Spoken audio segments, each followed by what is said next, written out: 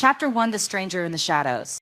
The kitchen knife trembled in Luna's grip as she pressed herself against the bakery's back door, listening to the growls echoing from the alley behind her shop. 3 a.m. was supposed to be peaceful in the small town of Millbrook, the kind of quiet that let her prep tomorrow's bread in solitude, away from curious eyes and whispered gossip about the girl who'd aged out of foster care with nothing but determination and inherited recipe book.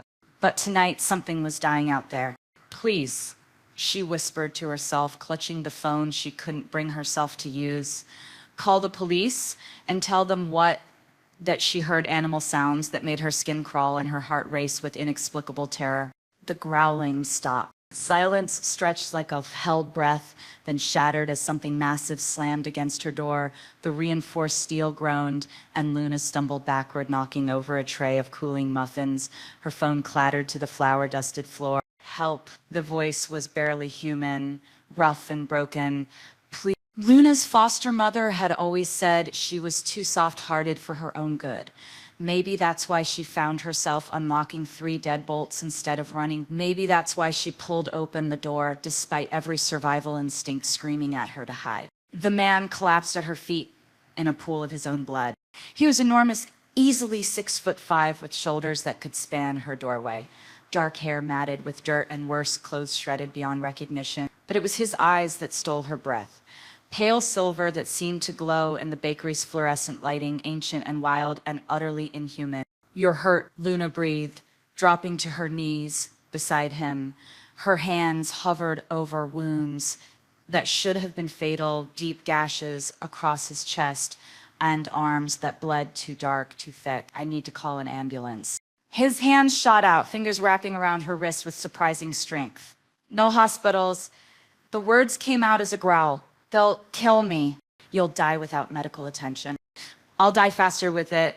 Those strange eyes fixed on hers, and Luna felt something shift inside her chest, a recognition that made no sense, a pull toward this bleeding stranger that defied logic. Please, just somewhere safe, few hours. Every rational thought told her to refuse. She didn't know this man.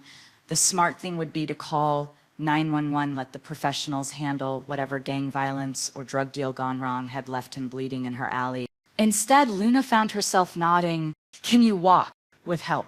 She slipped her arm under his shoulders, shocked by the heat radiating from his skin despite his injuries. He leaned heavily against her, all that muscle and desperate vulnerability, as they stumbled through the bakery toward the narrow stairs leading to her apartment above. "What's your name?" she asked as they reached the landing, both of them breathing hard. He hesitated. "Kieran." "I'm Luna." Something flickered across his face at her name, but before she could ask, her phone rang downstairs, shrill and urgent in the pre-dawn silence. They both froze. "You expecting calls at 3 a.m.? Kieran's voice had gone deadly quiet. "Never." Luna's mouth went dry. No one has this number except." The ringing stopped, then immediately started again. "Don't answer it." Kieran was already moving, pushing past his injuries to peer out her window. His entire body had gone rigid, predatory. "We need to leave. Now." "What? Why? This is my home." "Look outside." Luna joined him at the window and felt her world tilt. 3 black SUVs were pulling up outside her bakery, their headlights cutting through the darkness.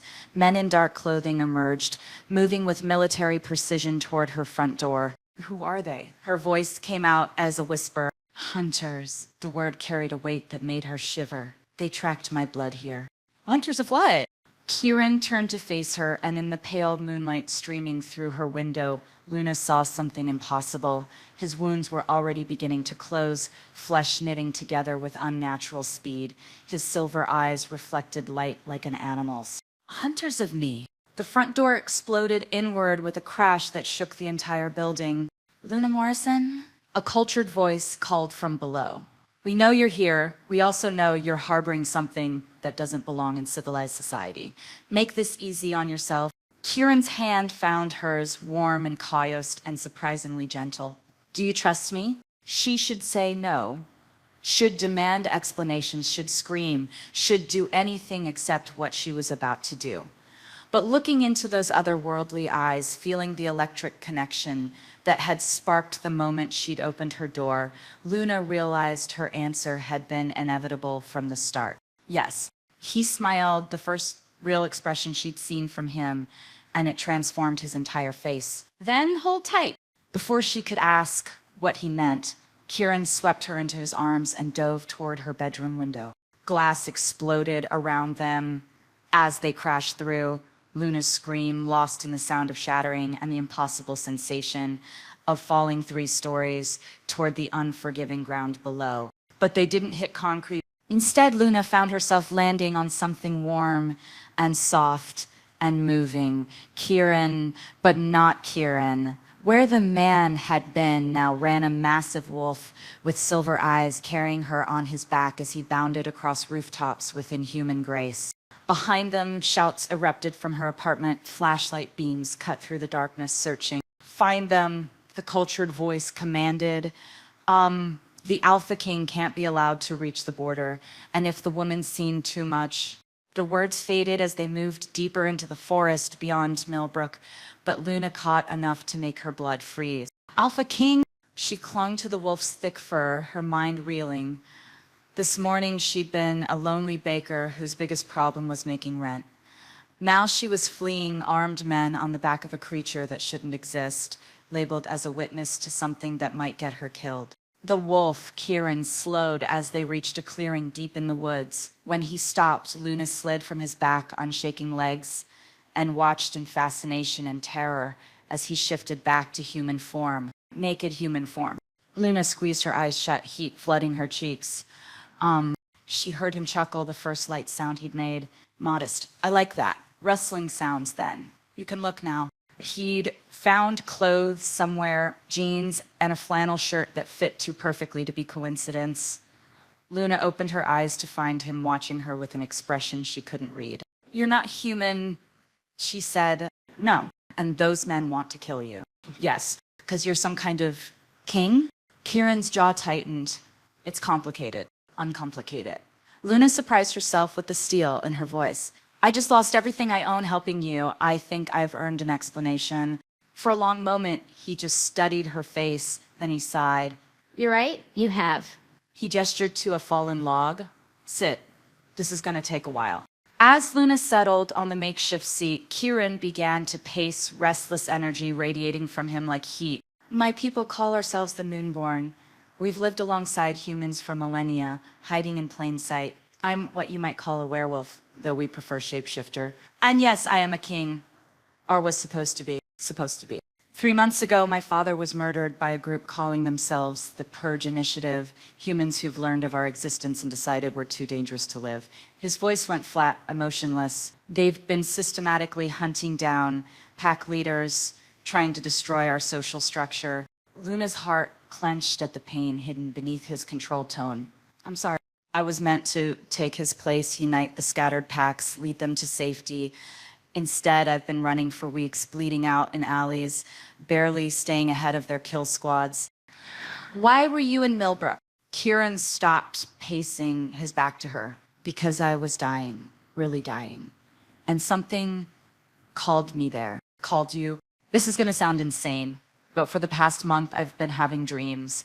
The same dream every night. A woman with dark hair and kind eyes baking bread in a small kitchen, the scent of cinnamon and vanilla, and he turned to face her, those silver eyes intense, and something else, something that smelled like home. Luna's mouth went dry. What did she look like in the dreams? Like you. The words were barely audible, exactly like you. If you were Luna, would you trust a stranger who saved his own life by crashing through your window? Tell me below, and don't forget to subscribe so you won't miss what happens next. Because something tells me Kieran's dreams are about to become Luna's reality in ways neither of them expect. Chapter 2.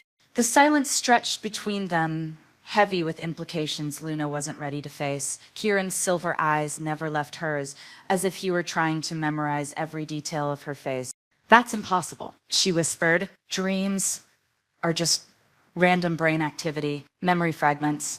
Are they? Kieran stepped closer, and Luna caught his scent, pine and rain, and something wild that made her pulse quicken. Then tell me, Luna Morrison, why do you smell like cinnamon and vanilla? And why does being near you feel like coming home after decades of being lost? Before she could answer, a howl echoed through the forest, long, mournful, and definitely not human. Kieran's head snapped toward the sound, every muscle in his body coiling with tension. We need to move now.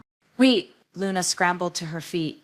I don't understand any of this. Those men destroyed my bakery, my home. I can't just... They'll kill you if they find you. Kieran's voice was flat, matter of fact. The Purge Initiative doesn't leave witnesses, but I don't know anything. You know, I exist. You've seen me shift. That's enough. His eyes softened slightly. I'm sorry, Luna. I never meant for you to get caught up in this. Another howl, closer this time, then another from a different direction. Hunters use tracking wolves, Kieran muttered, scanning the trade line. Shifters they've broken. Forced to serve. His jaw clenched. We have maybe 10 minutes before they find this clearing. Luna's mind raced. Everything logical told her to demand he call the police, to find some way back to her normal life. But the smoking remains of her bakery told a different story. Normal was already gone. Where do we go?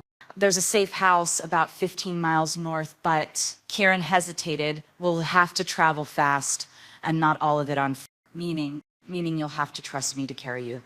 As the wolf, heat flooded Luna's cheeks as she remembered, clinging to his thick fur, feeling the power in his muscles as he bounded across rooftops.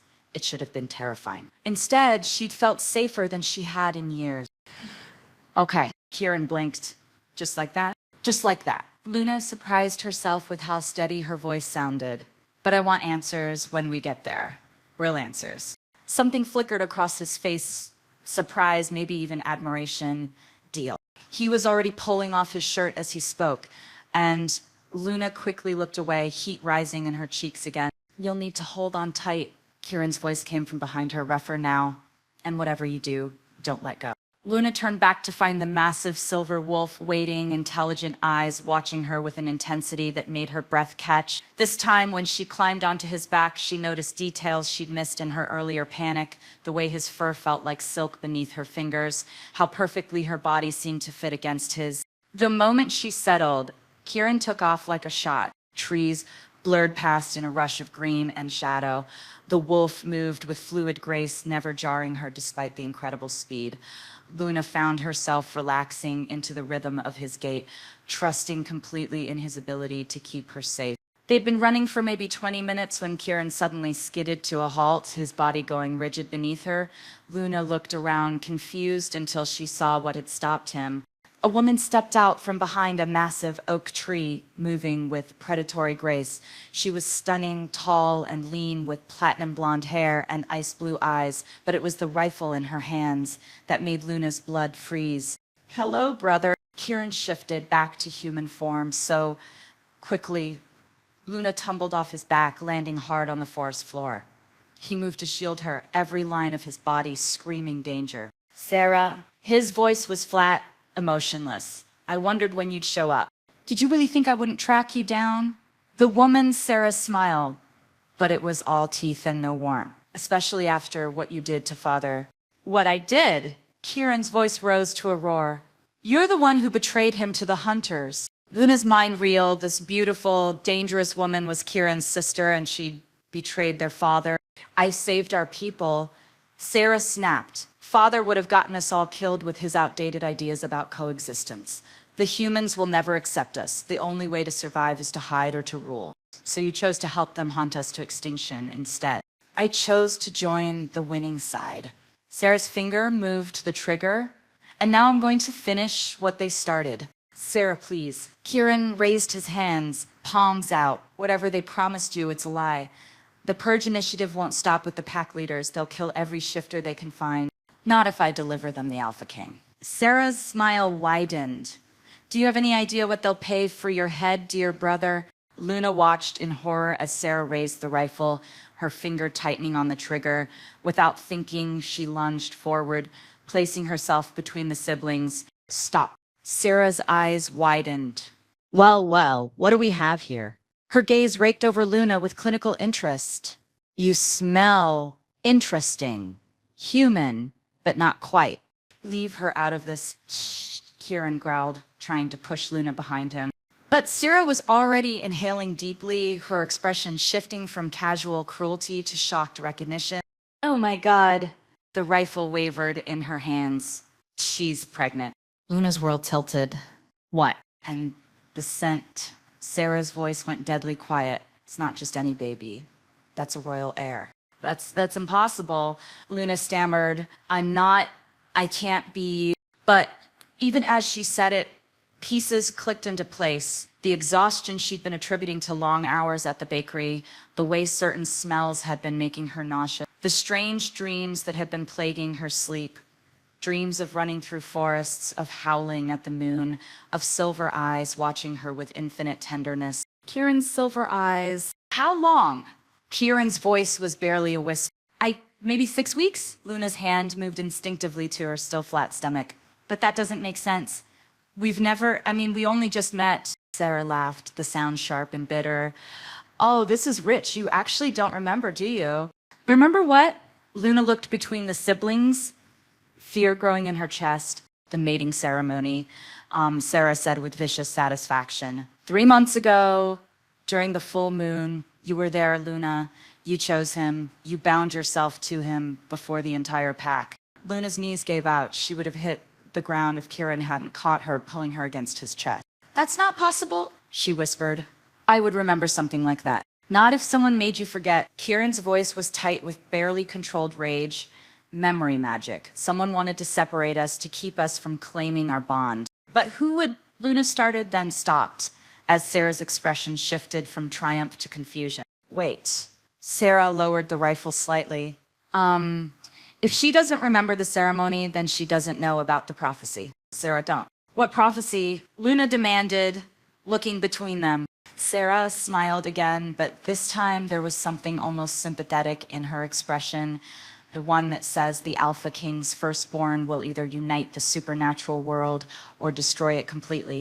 The forest went dead silent around them. Even the wind seemed to hold its breath. Luna felt the world spinning, reality reshaping itself around this impossible truth. She was carrying Kieran's child, a child she didn't remember conceiving, with a man she'd supposedly married in a ceremony that had been erased from her memory. Who did this to me? Her voice came out steady despite the chaos in her mind. Who stole my memories? Kieran and Sarah exchanged a look loaded with meaning. Someone who knew that separating you from Kieran would make him vulnerable. Sarah said quietly, someone who wanted the Alpha King isolated and weak when they made their move against Father. You know who it was? Luna could see the truth in Kieran's face. Tell me. Kieran closed his eyes, pain etched in every line of his face. Dr. Magnus Blackwood, the man who founded the Purge Initiative, he's also, Kieran's voice broke. He was our mentor, the man who raised us after our mother died. Luna stared at him, pieces of a horrifying puzzle clicking into place. He's been planning this for years, since we were children, Sarah whispered, and for the first time, Luna heard genuine emotion in her voice. Everything we believed, everything he taught us, it was all a lie. A new sound reached them through the trees, the rumble of approaching vehicles. Found us, Kieran said grimly. Sarah raised her rifle again, but this time she turned it toward the sound of engines. Not if I have anything to say about it, Sarah. I may be a traitor, but I won't let them hurt a pregnant woman. Her ice blue eyes met Luna's, especially not one carrying the future of our people. The first shot echoed through the forest, followed by shouts and the crash of men moving through underbrush. Go, Sarah shouted over her shoulder. The safe house is 2 miles northeast. There's a tunnel system underneath. It'll get you to the border. What about you? Kieran demanded. Sarah's smile was fierce and wild. I'm going to buy you time. Now go. More gunshots closer now. Kieran grabbed Luna's hand, pulling her deeper into the forest as the sounds of battle erupted behind them. Is she going to be okay? Luna gasped as they ran. Sarah can take care of herself. But Luna heard the worry in his voice. They burst into another clearing, this one dominated by a small cabin that looked like it had been abandoned for decades. But when Kieran pressed his palm against a hidden panel beside the door, it swung open to reveal a sophisticated interior that was definitely not abandoned. Safe house. Kieran explained tersely, guiding her inside. There are dozens of them throughout the territory. Luna barely had time to register the high-tech security monitors and communication equipment before Kieran was pulling her toward what looked like a bookshelf. He pressed something and the entire wall swung inward, revealing a narrow tunnel that disappeared into darkness. "The Underground Railroad," he said with a grim smile. "Built during the witch trials, expanded during the Civil War, and updated by every generation of hunted supernatural since." Kieran. Luna caught his arm as he moved toward the tunnel entrance. "What Sarah said about the prophecy, we'll figure it out." His silver eyes were intense, determined. "All of it. The missing memories, the baby, what Magnus wants. But first, we need to get you somewhere truly safe." Luna nodded, but as they descended into the tunnel system, her hand moved protectively to her stomach. Whatever was growing inside her, it was apparently important enough to start a war over. The tunnel was surprisingly well maintained, with LED lighting strips and what looked like a small electric cart waiting for them. "How far does this go?" Luna asked as they climbed into the cart. "All the way to Canada, if necessary." Kieran started the nearly silent motor, "But we're only going about 10 miles to the main compound." As they moved through the underground passage, Luna found herself studying Kieran's profile in the dim light. This man was supposedly her mate, the father of her unborn child, and she felt something for him, a pull that defied logic, a sense of rightness that had nothing to do with reason. "Tell me about the ceremony," she said, quiet. Kieran's hands tightened on the steering wheel. "You're sure you want to know?" "I need to know." He was quiet for so long she thought he wouldn't answer. Then, it was the night of the summer solstice. The pack had gathered for the seasonal celebration, but there was tension in the air. We'd been getting reports of hunters moving through the territory. The cart hummed through the darkness as Kieran spoke, his voice taking on a distant quality. "You arrived just after sunset. I'd never seen you before, but the moment you walked into the clearing, I knew." He glanced at her. "Do you know what it's like when a wolf finds his mate? It's not just attraction or affection, it's recognition, soul calling to soul." Luna's chest tightened. "What happened?" "You felt it too. I could see it in your eyes, the same shock, the same certainty." Within an hour, we were standing before the pack elders, pledging ourselves to each other under the full moon. And then Kieran's jaw tightened. And then we went to my cabin to consummate the bond. But when I woke up the next morning, you were gone. Everyone said you'd never been there. They said I'd been alone all night, that I must have dreamed the whole thing. But you knew better. I knew better. I could still smell you on my sheets, still feel the echo of our connection. But every time I tried to track you, the trail went cold. It was like you'd vanished into thin air. The cart began to slow as they approached what looked like another station platform. "Magnus," Luna said quietly. "He erased me from their memories, too. And then he started his campaign against my father, using my supposed instability as evidence that I wasn't fit to lead." Kieran brought the cart to a stop. "He played a long game, Luna. Years of planning, all leading to this moment." They climbed out of the cart onto the platform. Another hidden door led to another staircase, this one leading up. "What does he want?" Luna asked as they climbed. "Power. Control. Maybe he genuinely believes humans and supernaturals can't coexist." Kieran paused at a heavy metal door. "Or maybe he just wants to watch the world burn." He pressed his hand to another scanner and the door opened to reveal. Luna gasped. They were in the middle of what looked like a small city built entirely underground. Buildings carved from living rock, streets lit by some kind of bioluminescent moss, and people, dozens of them, maybe hundreds, moving about their daily lives. "Welcome to heaven," Kieran said softly. "The last free supernatural community in North America." Chapter 3. Luna stared in wonder at the impossible city spread before them. Children with pointed ears chased each other between market stalls while their parents, some human-looking, others decidedly not, haggled over goods she couldn't identify. A woman with wings folded against her back sold what appeared to be bottled starlight. Two men engaged in animated conversation, had skin that shimmered like scales in the bioluminescent glow. "This is real," she whispered, "all of it, as real as the child you're carrying." Kieran's hand found the small of her back, steadying her as she swayed slightly. "Luna, are you all right?" She wasn't all right. Nothing about this was all right. 6 hours ago, her biggest concern had been whether she'd have enough sourdough for the morning rush. Now she was pregnant with a supernatural king's prophesied child, standing in an underground city that shouldn't exist, while armed hunters tried to kill them both. I think I need to sit down. Kieran was immediately at her side, strong arms supporting her as her knees buckled. There's a healer here, Elena. She's one of the best. No. Luna pulled away from him, surprising herself with the vehemence in her voice. No more surprises. No more people telling me things about my own life that I don't remember. I need answers first. Kieran studied her face, those silver eyes, seeing too much. What do you want to know?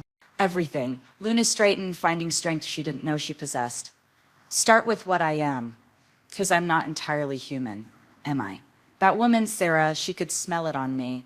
A small crowd was beginning to gather, drawn by the scent of their Alpha King. Luna could feel their eyes on her, curious and assessing. Some looked hopeful, others seemed openly skeptical. Not here, Kieran said quietly. Too many ears and not all of them friendly. He guided her through the bustling streets, past shops and homes carved directly into the rock face, until they reached a building that was larger than the others. Ancient symbols were carved into its facade, glowing with the same soft light as the moss. The archive, Kieran explained as they climbed the steps. If there are answers about your heritage, we'll find them here. The interior was breathtaking, a vast library that seemed to extend impossibly far into the rock, with books and scrolls and artifacts organized on shelves that spiraled up into darkness. The air smelled of old parchment and something Luna couldn't identify, magic, maybe. An elderly woman emerged from between the stacks, moving with the careful precision of someone who had spent decades navigating these narrow aisles. Her silver hair was braided with small bones and crystals, and her eyes were the deep purple of amethyst. Kieran Blackthorn, her voice carried the weight of centuries. I wondered when you'd darken my doorway again. Hello, Grandmother Willow. Don't you Grandmother Willow me, boy. You disappear for 3 months, your pack scattered to the winds, and now you show up with... Her words died as her gaze fell on Luna. The ancient eyes widened. Impossible, she breathed. What is it? Kieran moved protectively closer to Luna. Willow circled Luna, slowly inhaling deeply, her expression growing more shocked with each step. Where did you find her? She found me, or rather, I found her. It's complicated. Complicated doesn't begin to cover it. Willow stopped directly in front of Luna, those purple eyes boring into hers. Child, what do you know about your parentage? Luna's mouth went dry. I was orphaned as a baby, bounced through foster homes until I aged out of the system. That's all I know. And you never wondered why you could do things other children couldn't. Never questioned why animals were drawn to you, why plants seemed to grow better in your presence. Heat flooded Luna's cheeks. Those were things she'd noticed but never talked about. The way stray cats followed her home, how her herb garden flourished even when she forgot to water it. The strange dreams that had always felt more like memories. How do you know about that? Willow's expression softened slightly. Because you're not the first of your kind I've encountered, though I never expected to see another. Another what? Moonchild. The word hung in the air like a prayer. Born during the lunar eclipse 26 years ago when the barriers between worlds grew thin, your mother was human, but your father, Willow, trailed off, moving to a particular section of shelves with purpose. My father was what? Luna demanded. Willow returned with an ancient leather-bound tome, its pages yellowed with age. She opened it carefully, revealing illustrations that seemed to move in the candlelight. Your father was Fae nobility, specifically one of the Wild Hunt, the most powerful and dangerous of the fair. Luna stared at the page, which showed a tall, thoroughly beautiful man with silver hair and eyes that seemed to hold starlight. Something about him was familiar, though she was certain she'd never seen the illustration before. That's impossible. They don't exist. Willow and Kieran exchanged a look. Luna, Kieran said gently, you're standing in an underground city populated by werewolves, pixies, and at least 3 different species of dragon. Maybe it's time to expand your definition of possible. Dragons? Luna's voice came out as a squeak. Focus, Willow said sharply. Your heritage explains why Magnus was so interested in you. Moon children are incredibly rare. maybe one born every few centuries. And when they mate with shapeshifter royalty, the child becomes a bridge, Luna finished, the knowledge coming from somewhere deep in her subconscious, between all supernatural species, which is why Magnus erased your memories. Kieran's voice was tight with anger. He couldn't let you and I complete the mate bond. A united supernatural community would be impossible for him to destroy. Luna sank into one of the reading chairs, overwhelmed. So our baby will be the most powerful supernatural being born in 1,000 years. Willow closed the book gently, capable of commanding not just werewolves, but every species that walks in shadow. Or a new voice said from the archive entrance, capable of destroying them all. They turned to see a man in his 50s, distinguished and handsome in an understated way. He wore a simple gray suit and carried himself with the confidence of someone accustomed to being obeyed. But it was his eyes that made Luna's blood freeze pale blue, calculating and completely without warmth. "Hello, my dear children," Dr. Magnus Blackwood said with a pleasant smile. "I think it's time we had a proper family reunion." Kieran was already moving, placing himself between Magnus and Luna, but the older man raised a hand, and Kieran froze mid-step, his face contorting with effort as he struggled against some invisible force. Now, Magnus chided. "Let's not be dramatic. I'm not here to hurt anyone. I'm here to collect what belongs to me." "Nothing here belongs to you." Willow spat, her hands beginning to glow with purple light. "Oh, but you're wrong." Magnus's smile widened. "Luna has been mine since the moment I orchestrated her parents' meeting. Her Fae father, her human mother, I arranged their courtship, their mating, even the timing of her birth. She is quite literally my masterpiece."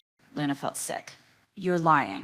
And who do you think ensured you survived infancy when most moon children die before their first birthday? Who guided you to that particular foster family, the one with the grandmother who taught you to bake with herbs that just happened to strengthen your dormant magical abilities?" The room seemed to spin around Luna. Every choice, every moment of her life. Had any of it been real? And of course, Magnus continued conversationally. "Who do you think arranged for Kieran to be in that particular alley at that particular time? Really, children, did you think any of this was coincidence?" "Why?" Luna's voice was barely a whisper. "Because I needed a child with very specific genetic markers. Fae nobility crossed with shapeshifter royalty, conceived during a lunar eclipse, carried by a woman who had been prepared her entire life to channel that kind of power." Magnus began walking toward them, and despite Willow's glowing hands, she seemed frozen in place. "Your baby, my dear Luna, will be born with the ability to control every supernatural creature on Earth. You want to use my child as a weapon? I want to save humanity." Magnus's mask of pleasantness slipped, revealing something cold and fanatic underneath. "Do you have any idea how many people die every year because of supernatural predators? How many children disappear in the night? How many families are torn apart by creatures that see humans as nothing more than food?" "Those are isolated incidents," Kieran managed to force out through whatever was holding him. "Are they?" Magnus waved his hand, and images began appearing in the air around them. Security footage of werewolf attacks, crime scene photos of vampire kills, missing person reports that numbered in the thousands. This is just from last year in North America alone. Luna stared at the evidence, her heart sinking. Some of the footage was clearly doctored, but not all of it, not even most of it. You see, Luna, the supernatural world likes to pretend they're the victims. But the truth is, they're the apex predators and humanity is their prey. Your child will change that balance forever by making them slaves, by making them manageable.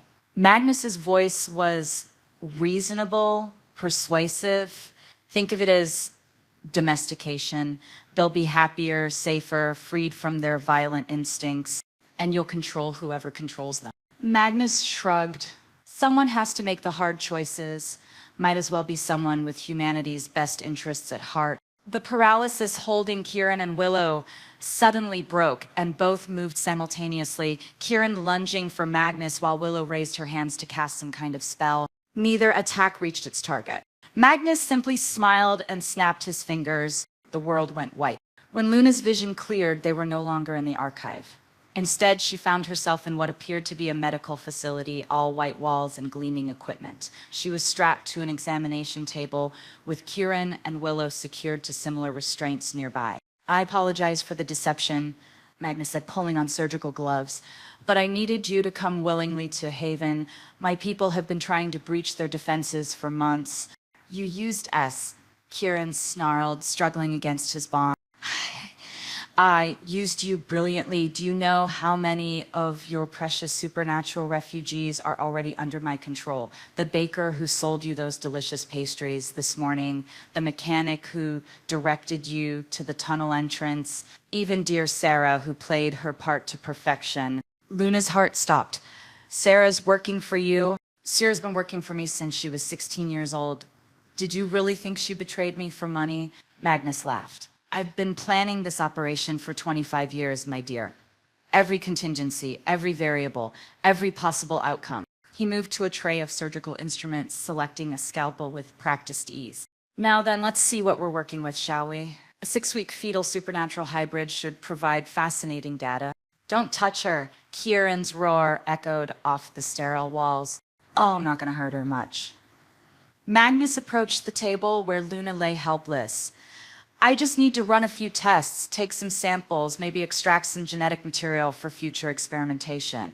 Luna closed her eyes, reaching deep inside herself for something, anything that might help them. She thought about her child, about the future Magnus wanted to steal from them, about the way Kieran had looked at her when he'd spoken of their mating ceremony. And something answered. Power rose from her core, wild and ancient and absolutely furious. The lights in the facility began to flicker. Equipment started sparking and shorting out.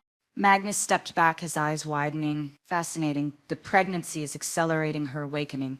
Usually moon children don't manifest until... Luna's eyes snapped open and Magnus's words died in his throat. Her eyes were glowing with silver fire. Get away from my child. The words came out with such force that the windows in the facility exploded outward. Magnus was thrown backward into the far wall, his body hitting with a sickening crunch. The restraints holding Kieran and Willow dissolved like smoke. Kieran was at Luna's side instantly, helping her sit up as the power continued to pour off her in waves. Luna, you need to pull it back, he said urgently. If you don't control it, I can't. Panic was rising in her voice. I don't know how. The building was shaking now, cracks appearing in the walls. In the distance, alarms were blaring. Willow appeared at Luna's other side. Kieran, you have to complete the mate bond now. What? The power is unstable because she's not properly anchored. Complete the bond and you can help her channel it safely. I don't understand. Kiss her, you fool.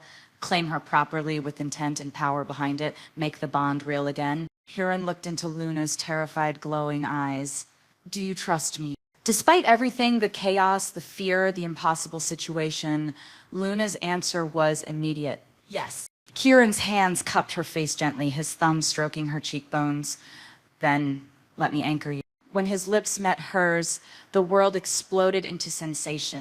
Luna felt the mate bond snap into place like a missing piece of her soul returning home. Power flowed between them, wild and chaotic but no longer destructive. Kieran's strength steadied her, while her magic seemed to ignite something primal and protective in him. When they broke apart, both were breathing hard, and Luna's eyes had returned to their normal brown. Better? Kieran asked softly. Luna nodded, then looked around at the destroyed facility. Magnus was unconscious but breathing, pinned under a piece of fallen ceiling.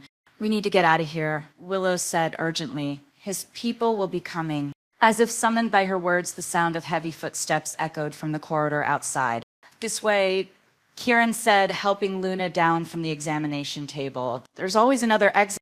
They made it exactly 3 steps before the door burst open and armed figures in tactical gear poured into the room. Dr. Blackwood, one of them called, seeing Magnus's unconscious. Subdue the subjects, another voice commanded. Use the silver nets, and be careful with the pregnant one. We need her intact. Luna looked at Kieran, seeing her own determination reflected in his silver eyes. Together, she asked. Always. They turned to face their attackers, power crackling between them like lightning. Chapter 4. The tactical team hesitated at the display of raw power arcing between Luna and Kieran, but their hesitation lasted only seconds. These were professionals trained to hunt supernatural beings. Silver nets now, their leader barked. But Kieran was already moving. He shifted mid-leap, his massive wolf form crashing into the nearest soldier, while Luna's newfound power lashed out instinctively, sending two more flying backward into the corridor. The window, Willow shouted, her own magic creating a barrier of crackling energy between them and the remaining soldiers. Luna didn't question how they'd escaped from what had to be at least a 10-story building. She'd learned to stop questioning the impossible. Instead, she grabbed Kieran's discarded clothes and followed him toward the shattered windows. The wolf looked back at her, silver eyes full of trust and determination, then leaped. Luna closed her eyes and jumped after him. She landed on his back mid-fall, her body seeming to know exactly how to position herself for the impact. They hit the ground running, Kieran's powerful legs carrying them away from the facility at inhuman speed. Behind them, Willow's voice rose in an ancient chant, and the entire building began to collapse in on itself, burying Magnus and his team in tons of concrete and steel. They didn't stop running until they reached a small cabin hidden deep in a forest that looked nothing like the woods around heaven. When Kieran finally shifted back to human form, Luna slid off his back and immediately handed him his clothes, her cheeks burning. "Thank you," he said softly, and she caught something in his voice. Surprised, maybe, that she'd thought to grab them. "Where are we?" Luna asked, looking around at the unfamiliar landscape. "About 200 miles north of Haven." Kieran pulled on his jeans, wincing slightly. "This is one of my father's old safe houses." Was one of his safe houses. Luna heard the grief he was trying to hide and felt an answering ache in her chest. The mate bond, she realized. She could actually feel his emotions now, like echoes of her own. "Tell me about him," she said gently. Kieran's hand stilled on his shirt buttons. "Why?" "Because he was your father. Because Magnus killed him. Because..." Luna searched for the right words. "Because if I'm going to be part of this world, I need to understand what we're fighting for." Something shifted in Kieran's expression, a wall coming down, maybe. His name was Alexander Blackthorn. He was Alpha King for 43 years. Kieran moved to the cabin's small fireplace, building a fire with practiced efficiency. He believed in coexistence, thought that if we could just find the right approach, humans and supernaturals could live together openly. That sounds idealistic. It was. Kieran's smile was sad, but he made it work, at least partially. There were human supernatural communities throughout his territory, mixed marriages, hybrid children who grew up accepted by both sides. Luna settled on the cabin's small couch, watching firelight play across Kieran's features. What changed? Magnus. Kieran's voice went flat. He came to us when Sarah and I were just kids. Said he was a researcher studying supernatural genetics, wanted to help us understand our abilities better. My father was trusting. He welcomed Magnus into our pack, let him become part of our family. He was gathering intelligence for years. Learning our weaknesses, mapping our territory, identifying our most powerful members. Kieran sat down beside her, close enough that she could feel the heat radiating from his skin. When he finally made his move, he knew exactly where to strike. Luna reached out without thinking, her fingers finding his hand. The moment they touched, she felt his pain as if it were her own. The betrayal, the guilt, the crushing weight of responsibility for a people now scattered and hunted. "It wasn't your fault," she said softly. "Wasn't it? I should have seen what he was. Should have protected Kieran." Luna turned to face him fully, their joined hands resting between them. "You were a child when he came into your lives. And even as an adult, why would you suspect someone who raised you?" "Because I'm supposed to be a king. Kings are supposed to protect their people. Kings are supposed to be human too, even supernatural ones." The mate bond pulsed between them, and Luna suddenly understood things she hadn't consciously realized. The weight Kieran carried, the impossible expectations, the loneliness of leadership. "You've been alone for a long time," she said, "since the night you disappeared." His silver eyes met hers. "I knew something was wrong, that someone had taken you from me, but I couldn't prove it, couldn't even convince anyone else that you'd existed." "Tell me about that night." "The real version." Kieran was quiet for a long moment, staring into the fire. When he spoke, his voice was soft with memory. You appeared at the edge of our celebration like something from a dream. I was supposed to be mingling, playing politics with the other pack leaders, but all I could do was watch you. What was I doing? Dancing.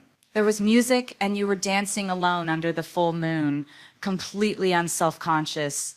You looked, he paused, searching for words, free, like you belonged to the night itself.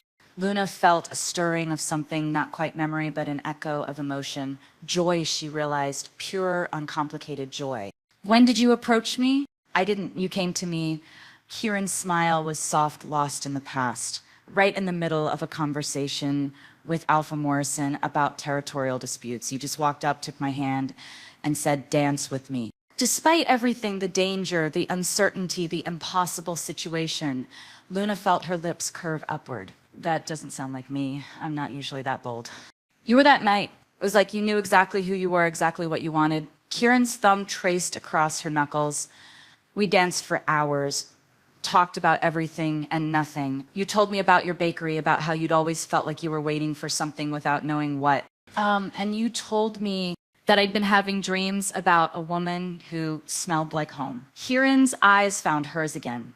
That I'd been searching for you my entire life without realizing it. The fire crackled in the silence that followed, and Luna felt something shifting inside her, not memories exactly, but a sense of rightness, of pieces falling into place.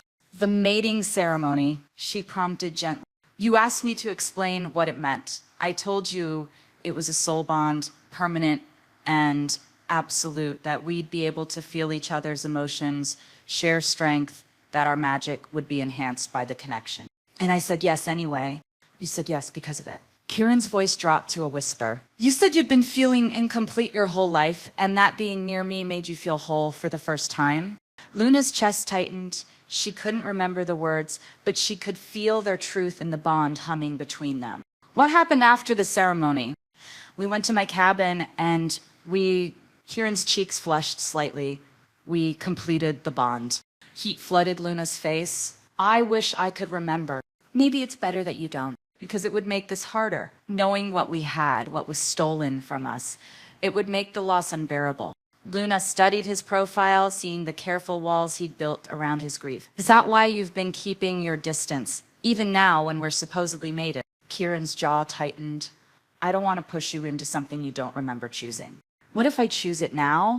The question hung between them, loaded with possibility and danger. Kieran's eyes snapped to hers, silver fire flickering in their depths. Luna, I can feel you, she said quietly. Through the bond, I can feel your loneliness, your pain, but also your love.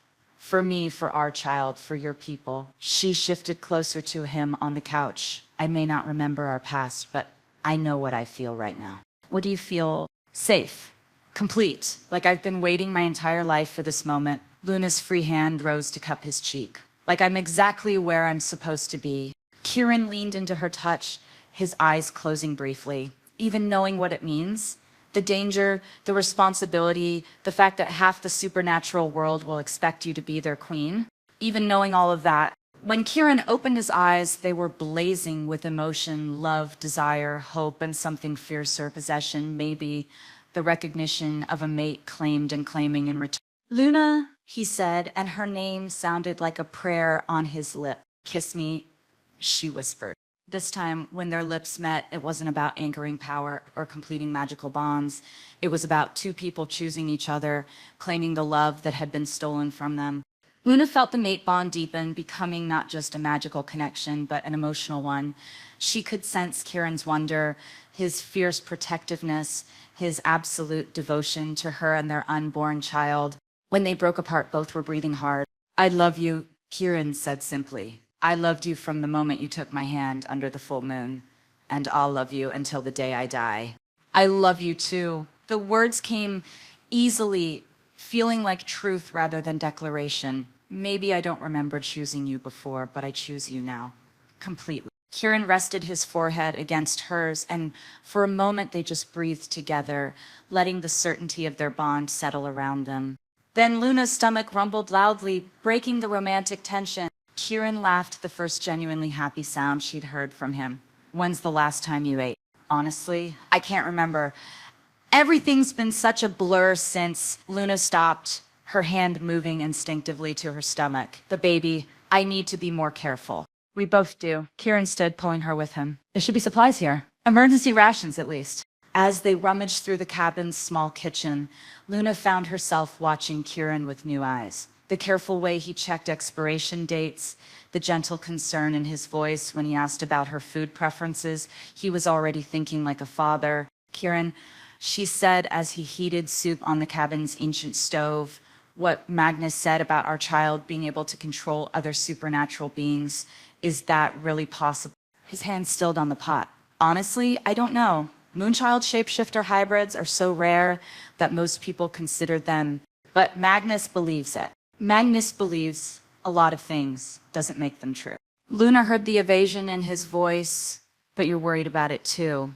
Kieran sighed, turning to face her. I'm worried about what people will expect from our child. The pressure, the assumptions, the way both sides might try to use them. Both sides? Some supernatural communities are just as extremist as Magnus's people. They'd see our child as a weapon to use against humans. Luna felt a chill that had nothing to do with the mountain air. So our baby will be a target no matter what. Not if we can find another way. Kieran's voice was firm with determination.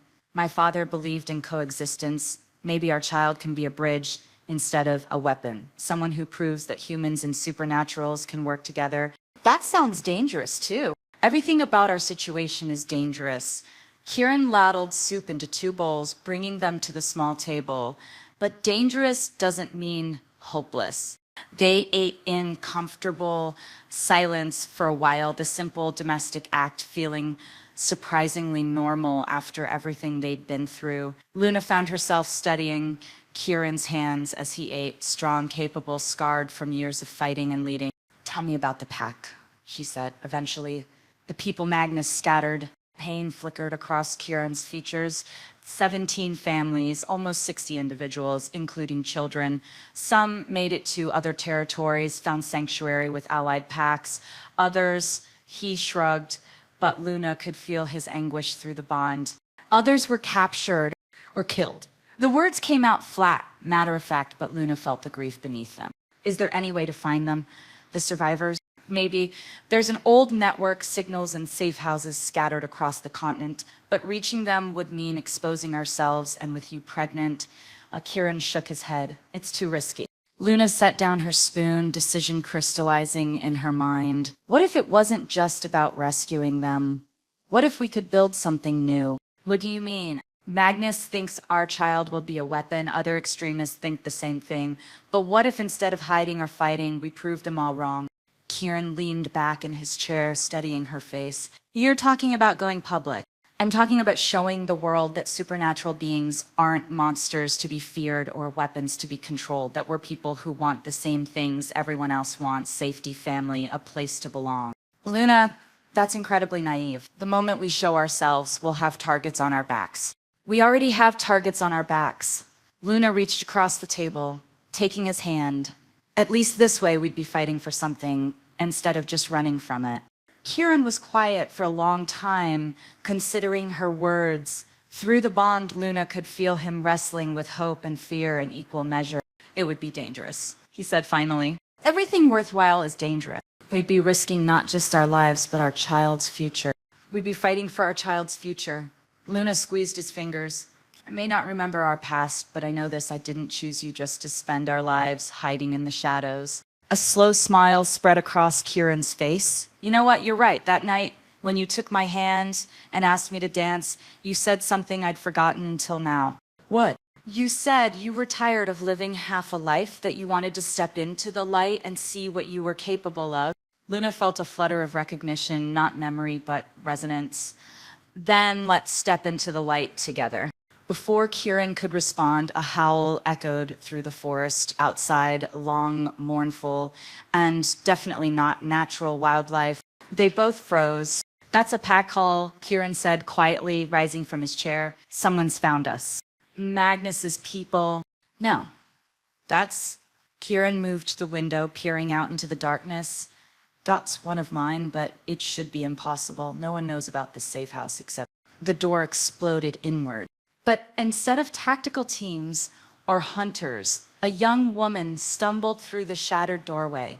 She was maybe 20 with the kind of otherworldly beauty that screamed supernatural, but her clothes were torn and bloody, and her eyes were wide with terror. Alpha, she gasped, falling to her knees. Thank the moon I found you. Kieran was at her side instantly, helping her to a chair.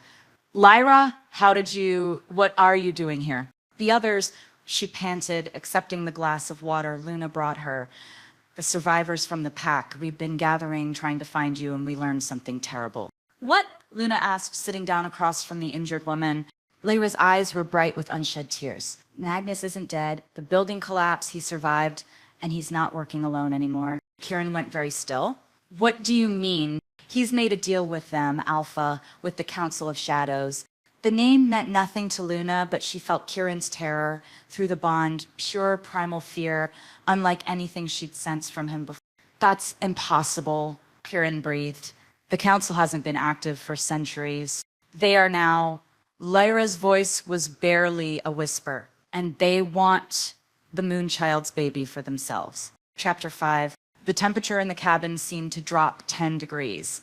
Luna watched Kieran's face go pale, his hands clenching into fists at his sides. Who is the Council of Shadows? Luna asked, though she wasn't sure she wanted to know the answer. The oldest supernatural governing body in existence, Kieran said tightly. They ruled over all supernatural species for millennia before going into hiding during the witch trials. If they're active again, it means they think the old ways are returning. Lyra finished. The time when supernaturals didn't hide from humans, they ruled over them. Luna's hand moved protectively to her stomach, and they want our baby to help them do it. Not help. Lyra corrected grimly. Lead? The council believes that a child with Moonchild and Alpha King bloodlines wouldn't just be able to control supernatural beings, they'd be powerful enough to enthrall humans as well. Enthrall? Luna's voice came out as a whisper. Mind control, Kieran explained, his jaw tight with anger. Turn them into willing slaves. Luna felt sick. That's monstrous. That's the council. Lyra accepted another glass of water from Kieran, her hands shaking slightly. They've been recruiting Alpha, promising power to anyone willing to serve them. Some of our own people have joined them. The single word came out as a growl. Beta Marcus from the Southern Pack, Alpha Helena from the Mountain Territory. And Lyra hesitated, pain flickering across her face. And Alpha. Kieran went very still. Thorn betrayed us. He says he's being practical, that fighting the council is suicide, so we might as well align ourselves with the winning side. Luna could feel Kieran's anguish through the mate bond, another betrayal, another friend lost to the growing war. How many are still loyal? She asked gently. Maybe a third of the surviving pack leaders. The others are either hiding dead or, Lyra shrugged helplessly, or waiting to see which way the wind blows. Kieran finished bitterly. A new sound reached them from outside, the soft rumble of approaching vehicles. Kieran was at the window instantly, peering through a crack in the curtain. 3 cars, moving slowly, like they're searching. His voice was deadly calm. Lyra, how did you find us? I followed your scent trail from Haven. It took me 2 days, but no. Kieran spun to face her, silver eyes blazing. The safe house is warded. Scent trails don't reach here unless someone allows them to. Understanding dawned on Luna with horrible clarity. She led them here. Lyra's face crumpled. I'm sorry. I'm so sorry. They have my sister. They said they'd kill her if I didn't. How long do we have? Kieran interrupted, already moving toward a cabinet Luna hadn't noticed before. 5 minutes, maybe less. They're surrounding the cabin. Kieran pulled weapons from the cabinet, silver-bladed knives, some kind of modified crossbow, and what looked like grenades. Luna, there's a root cellar under the kitchen floorboards. Hide there and don't come out until... No. Luna stood, surprising herself with the firmness in her voice. I'm not hiding while you fight for our lives. You're pregnant. I'm also apparently the most powerful supernatural being born in centuries. Luna moved to his side, her hand finding his arm. We're stronger together, remember? Kieran looked like he wanted to argue, but the sound of car doors slamming cut him off. Alpha Kieran Blackthorn, a cultured voice called from outside. We know you're in there. Come out peacefully and we'll make this quick. That's not Magnus, Luna whispered. No, Kieran said grimly. That's someone much worse. He moved to the front door, Luna beside him, while Lyra cowered behind the overturned table. Show yourself. Kieran called back, as you wish. The man who stepped into view at the edge of the clearing was tall and elegant, with silver hair and ageless features that spoke of centuries rather than decades. He wore an expensive suit that looked completely out of place in the wilderness, and his smile was cold as winter frost. Lord Cassius Nightfall, Kieran breathed. I should have known. Hello, young king. It's been far too long. Cassius's voice carried easily across the clearing. I see you've found your missing mate. How convenient. What do you want? You know what we want. The child she carries belongs to the council now. Over my dead body, Cassius laughed, the sound like breaking glass. That can certainly be arranged, but wouldn't it be easier to simply hand her over? We promise to take excellent care of both mother and child. The way you took care of my father? Your father was a fool who refused to see the changing world, but you could still choose wisdom over sentiment. Luna stepped forward, moving to Kieran's side. I choose for myself. Cassius's ancient eyes fixed on her with uncomfortable intensity. Ah, the Moonchild speaks. Tell me, dear, do you have any idea what you're carrying? My baby, a future ruler of both our worlds, a being capable of bridging not just supernatural species, but the gap between the mundane and the magical. Cassius began walking toward them slowly, his hands clasped behind his back. Do you really think hiding in the wilderness is the best future for such a child? Better than being raised by monsters? Monsters? Cassius looked genuinely surprised. My dear girl, we are the civilization your child was born to inherit. For millennia, we guided both humans and supernaturals toward prosperity and peace by controlling their minds, by providing direction to those too weak or confused to find it themselves. Cassius's smile never wavered. Really, is it so different from how human governments operate?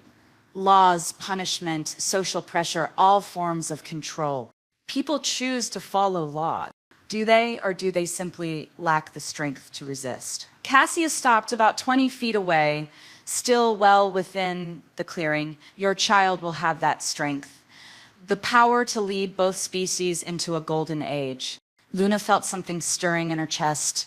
Not the wild power from before, but something quieter and more focused. And if I refuse, then you'll watch everyone you care about die, starting with your mate. Cassius raised his hand, and Luna heard the distinctive sound of rifles being cocked. Looking around, she saw muzzle flashes glinting from the trees. They were completely surrounded. You have 30 seconds to decide. Cassius continued pleasantly. Come with us willingly, and Kieran lives. Refuse, and we'll take you anyway after we put him down. Luna looked at Kieran, seeing her own desperation reflected in his silver eyes. Through the bond, she could feel his frantic thoughts, looking for escape routes, calculating odds, preparing to die to give her even the smallest chance of freedom. There's another option, she said quietly. Luna, no, I'll come with you.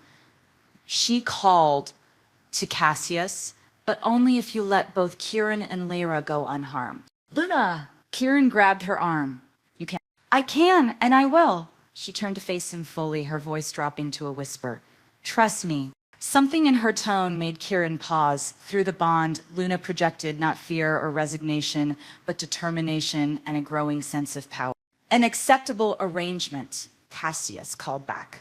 Though I'm afraid your friends will have to remain our guests until after the child is born. We can't have them mounting rescue attempts. No deal. Then I suppose we do this the hard way. Cassius's smile turned predatory. Kill the male, take the female. The forest erupted in gunfire, but instead of bullets finding their targets, something extraordinary happened. Luna stepped forward, her arms spread wide, and a barrier of silver light erupted around the cabin. The bullets struck the barrier and simply stopped, hanging suspended in midair before falling harmlessly to the ground. Impossible, Cassius breathed. Luna felt the power flowing through her like a river, wild and ancient and utterly hers to command. For the first time since this nightmare began, she felt truly in control. You want my child? She called out, her voice carrying impossible authority. Then you'll have to go through me to get them. The silver light began to expand, pushing outward from the cabin. Where it touched the ground, flowers bloomed. Where it touched the trees, leaves unfurled in impossible abundance. And where it touched the hidden gunmen, they stepped out of concealment, lowering their weapons with expressions of wonder rather than hostility. She's awakening, one of them whispered. The prophecies were true. But Cassius wasn't affected by whatever spell Luna was weaving, his face twisted with rage as he raised his own hands, dark energy crackling between his fingers. Clever girl, but you're still untrained, still weak. Shadows began pouring from his outstretched palms. Let me show you what real power looks like. The darkness crashed against Luna's light like a wave against a seawall. For a moment, the two forces were perfectly balanced.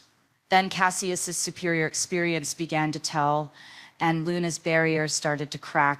Luna. Kieran was beside her instantly, his hands covering hers. Let me help. The moment they touched, Luna's power doubled, then tripled. The silver light blazed brighter than the sun, and Cassius's shadows were burned away like mist. But the ancient vampire, because Luna could sense now that's what he was, had centuries of tricks at his disposal.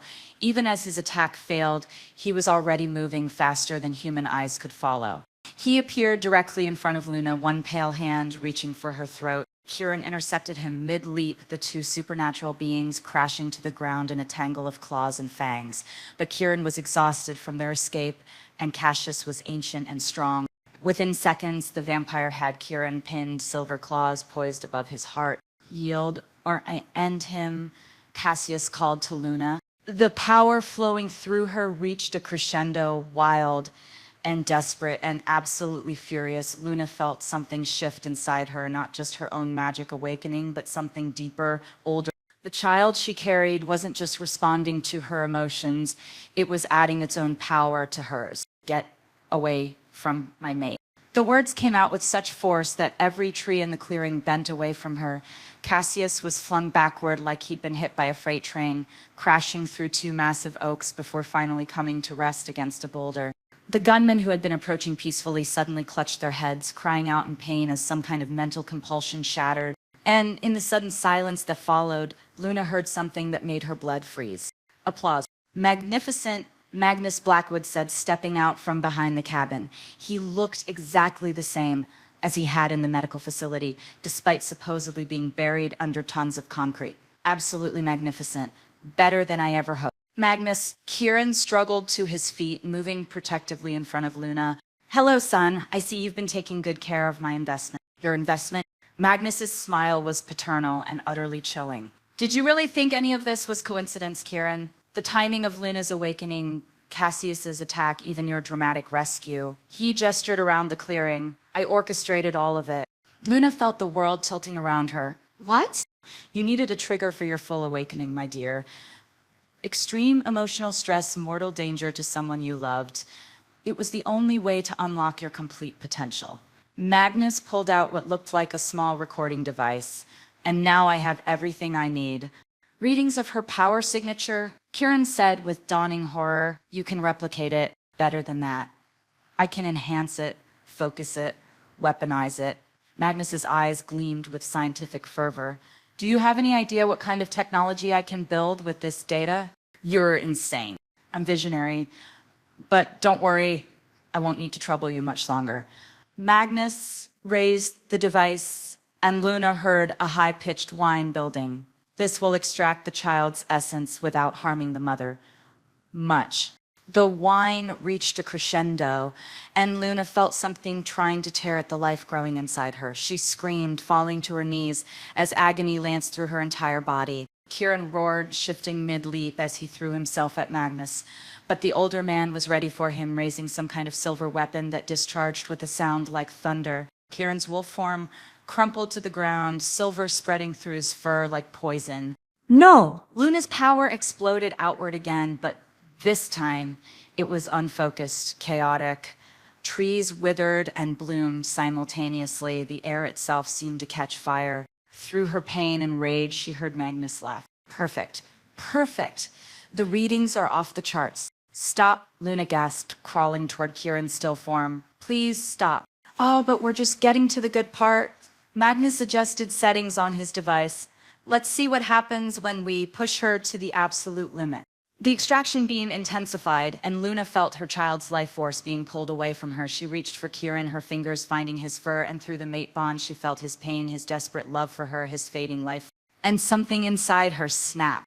The power that erupted from Luna wasn't silver light this time. It was pure white fire, the kind of energy that existed at the heart of stars.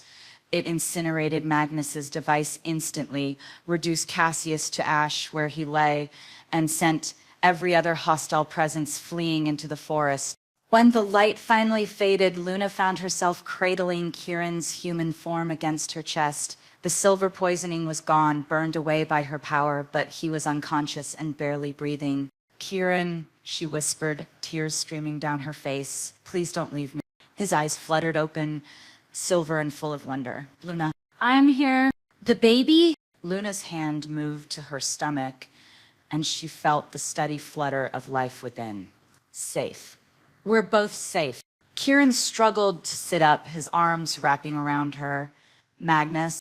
Luna looked around the clearing, seeing nothing but scorched earth and ash where their enemies had stood. "Gone," she said simply. They held each other in the ruins of the battlefield, two people who had found each other across impossible odds and chosen love over fear, hope over despair. "What happens now?" Luna asked. Kieran's smile was soft but determined. "Now we do what you suggested. We step into the light and show the world what we're really fighting for." He kissed her then, deep and desperate and full of promise, and Luna felt their bond settle into something unbreakable. Whatever challenges lay ahead, they would face them together. "Did you see that twist coming?" Who do you trust now? Magnus's claims about protecting humanity or Kieran and Luna's vision of coexistence? The real war is just beginning. Share your thoughts in the comments. Chapter 6. 3 weeks later, Luna stood in the center of what had once been Haven's main training ground, her hands glowing with controlled silver fire. Around her, a dozen supernatural beings watched with a mixture of awe and weariness as she carefully shaped the energy into complex patterns. "Good," Willow said from her position nearby. "Now try to split your focus. Maintain the fire while extending your awareness to the forest boundary." Luna closed her eyes, feeling for the edges of her power. Over the past weeks, she'd learned that her abilities weren't just raw force, they were incredibly versatile. Healing, shielding, communication across vast distances, and something Willow called truth sight, the ability to see through lies and illusions. But today's lesson was about multitasking, and it was proving more difficult than Luna had expected. "I can feel them," she murmured, her consciousness touching the minds of the sentries posted around Haven's perimeter. "But the fire is getting unstable." "That's because you're trying to control everything instead of flowing with it," a new voice said from the edge of the training ground. Luna's eyes snapped open to see Kieran approaching, and her heart did that little skip it always did when she saw him. 3 weeks of constant proximity hadn't diminished the effect he had on her. If anything, it had gotten stronger. "Shouldn't you be in the strategy meeting?" she asked, letting the silver fire dissipate. "Finished early. Turns out there's only so many ways to say we're outnumbered, outgunned, and running out of places to hide." Kieran's smile was grim. "How's the training going?" "She's progressing faster than anyone in recorded history," Willow said with obvious pride. "But she's still fighting her instincts." "What do you mean?" Luna asked. Kieran moved to stand beside her, and she felt the now familiar warmth of their bond strengthening. "You're trying to micromanage your power. But magic isn't about control, it's about trust. Easy for you to say. Your abilities don't risk accidentally incinerating half of Haven, don't they?" Kieran's eyes gleamed with mischief. "Want to see what an alpha's rage can do when it's not properly channeled." Before Luna could ask what he meant, Kieran shifted. But instead of his usual controlled transformation, this shift was explosive. Power radiated outward from him in visible waves, and his wolf form was easily twice its normal size, crackling with silver energy that matched her own. Every supernatural being in the training ground immediately dropped to one knee, their heads bowed in instinctive submission. Kieran, Luna breathed, awed by the display of raw authority. The massive wolf looked at her, and she saw infinite gentleness in those silver eyes, despite the power radiating from him. Then he shifted back, and the oppressive weight of his presence receded. "The point is," he said, seemingly unaffected by what had just happened. We all have the potential for destruction. The trick is learning to trust yourself. Luna looked around at the other trainees who were slowly getting back to their feet. Some looked shaken, but others seemed How do I learn to trust something I don't fully understand? By understanding that you don't have to be perfect to be powerful. Kieran's hand found hers, and she felt their bond pulse with warmth. You just have to be willing to try. Willow cleared her throat pointedly. Speaking of trying, we have reports from the scouts that need addressing. The warmth Luna had been feeling evaporated. What kind of report? The kind that suggests Magnus isn't as dead as we'd hoped, Kieran said grimly. They made their way to Haven's communications center, a high-tech cave filled with monitors and equipment that looked like it belonged in a spy movie. Several people were clustered around the main display, their expressions tense. Show us, Kieran said to the woman at the central console. The main screen flickered to life, showing satellite footage of what appeared to be a massive construction site in the middle of the Nevada desert. Construction began 4 days ago, the console operator explained. The building rate is impossible. They're working around the clock with equipment we can't identify. What are they building? Luna asked, studying the aerial view. Best guess, some kind of research facility, but the energy readings are off the charts. Kieran leaned closer to the screen. Those aren't normal construction crews. Luna followed his gaze and saw what he meant. The figures moving around the site moved with inhuman speed and coordination. Controlled supernatural workforce. Willow corrected grimly. Look at their movement patterns. Luna watched more closely and felt sick. The beings down there moved like puppets, their actions perfectly synchronized in a way that spoke of external control. He's using some kind of compulsion technology, she realized. Based on the readings he took from my power, it gets worse, the console operator said, switching to a different feed. We've identified similar facilities under construction in 12 locations worldwide. The screen split into multiple views, construction sites in Russia, Brazil, Japan, and others, all showing the same impossible building speed, the same controlled work. He's building an army, Kieran said flatly. No, Luna corrected, a cold certainty settling in her stomach. He's building factories, places to mass produce whatever he learned from studying my abilities. Before anyone could respond, alarms began blaring throughout Haven. Red lights flashed and a voice came over the intercom system. All personnel to defensive positions. We have multiple breaches at the northern perimeter. Through the communication center's cameras, Luna watched in horror as figures in military gear poured through Haven's supposedly impenetrable barriers. But these weren't normal soldiers. They moved with supernatural speed and strength, and their eyes glowed with an eerie blue light. Enhanced humans. Willow breathed. He's already started human trials.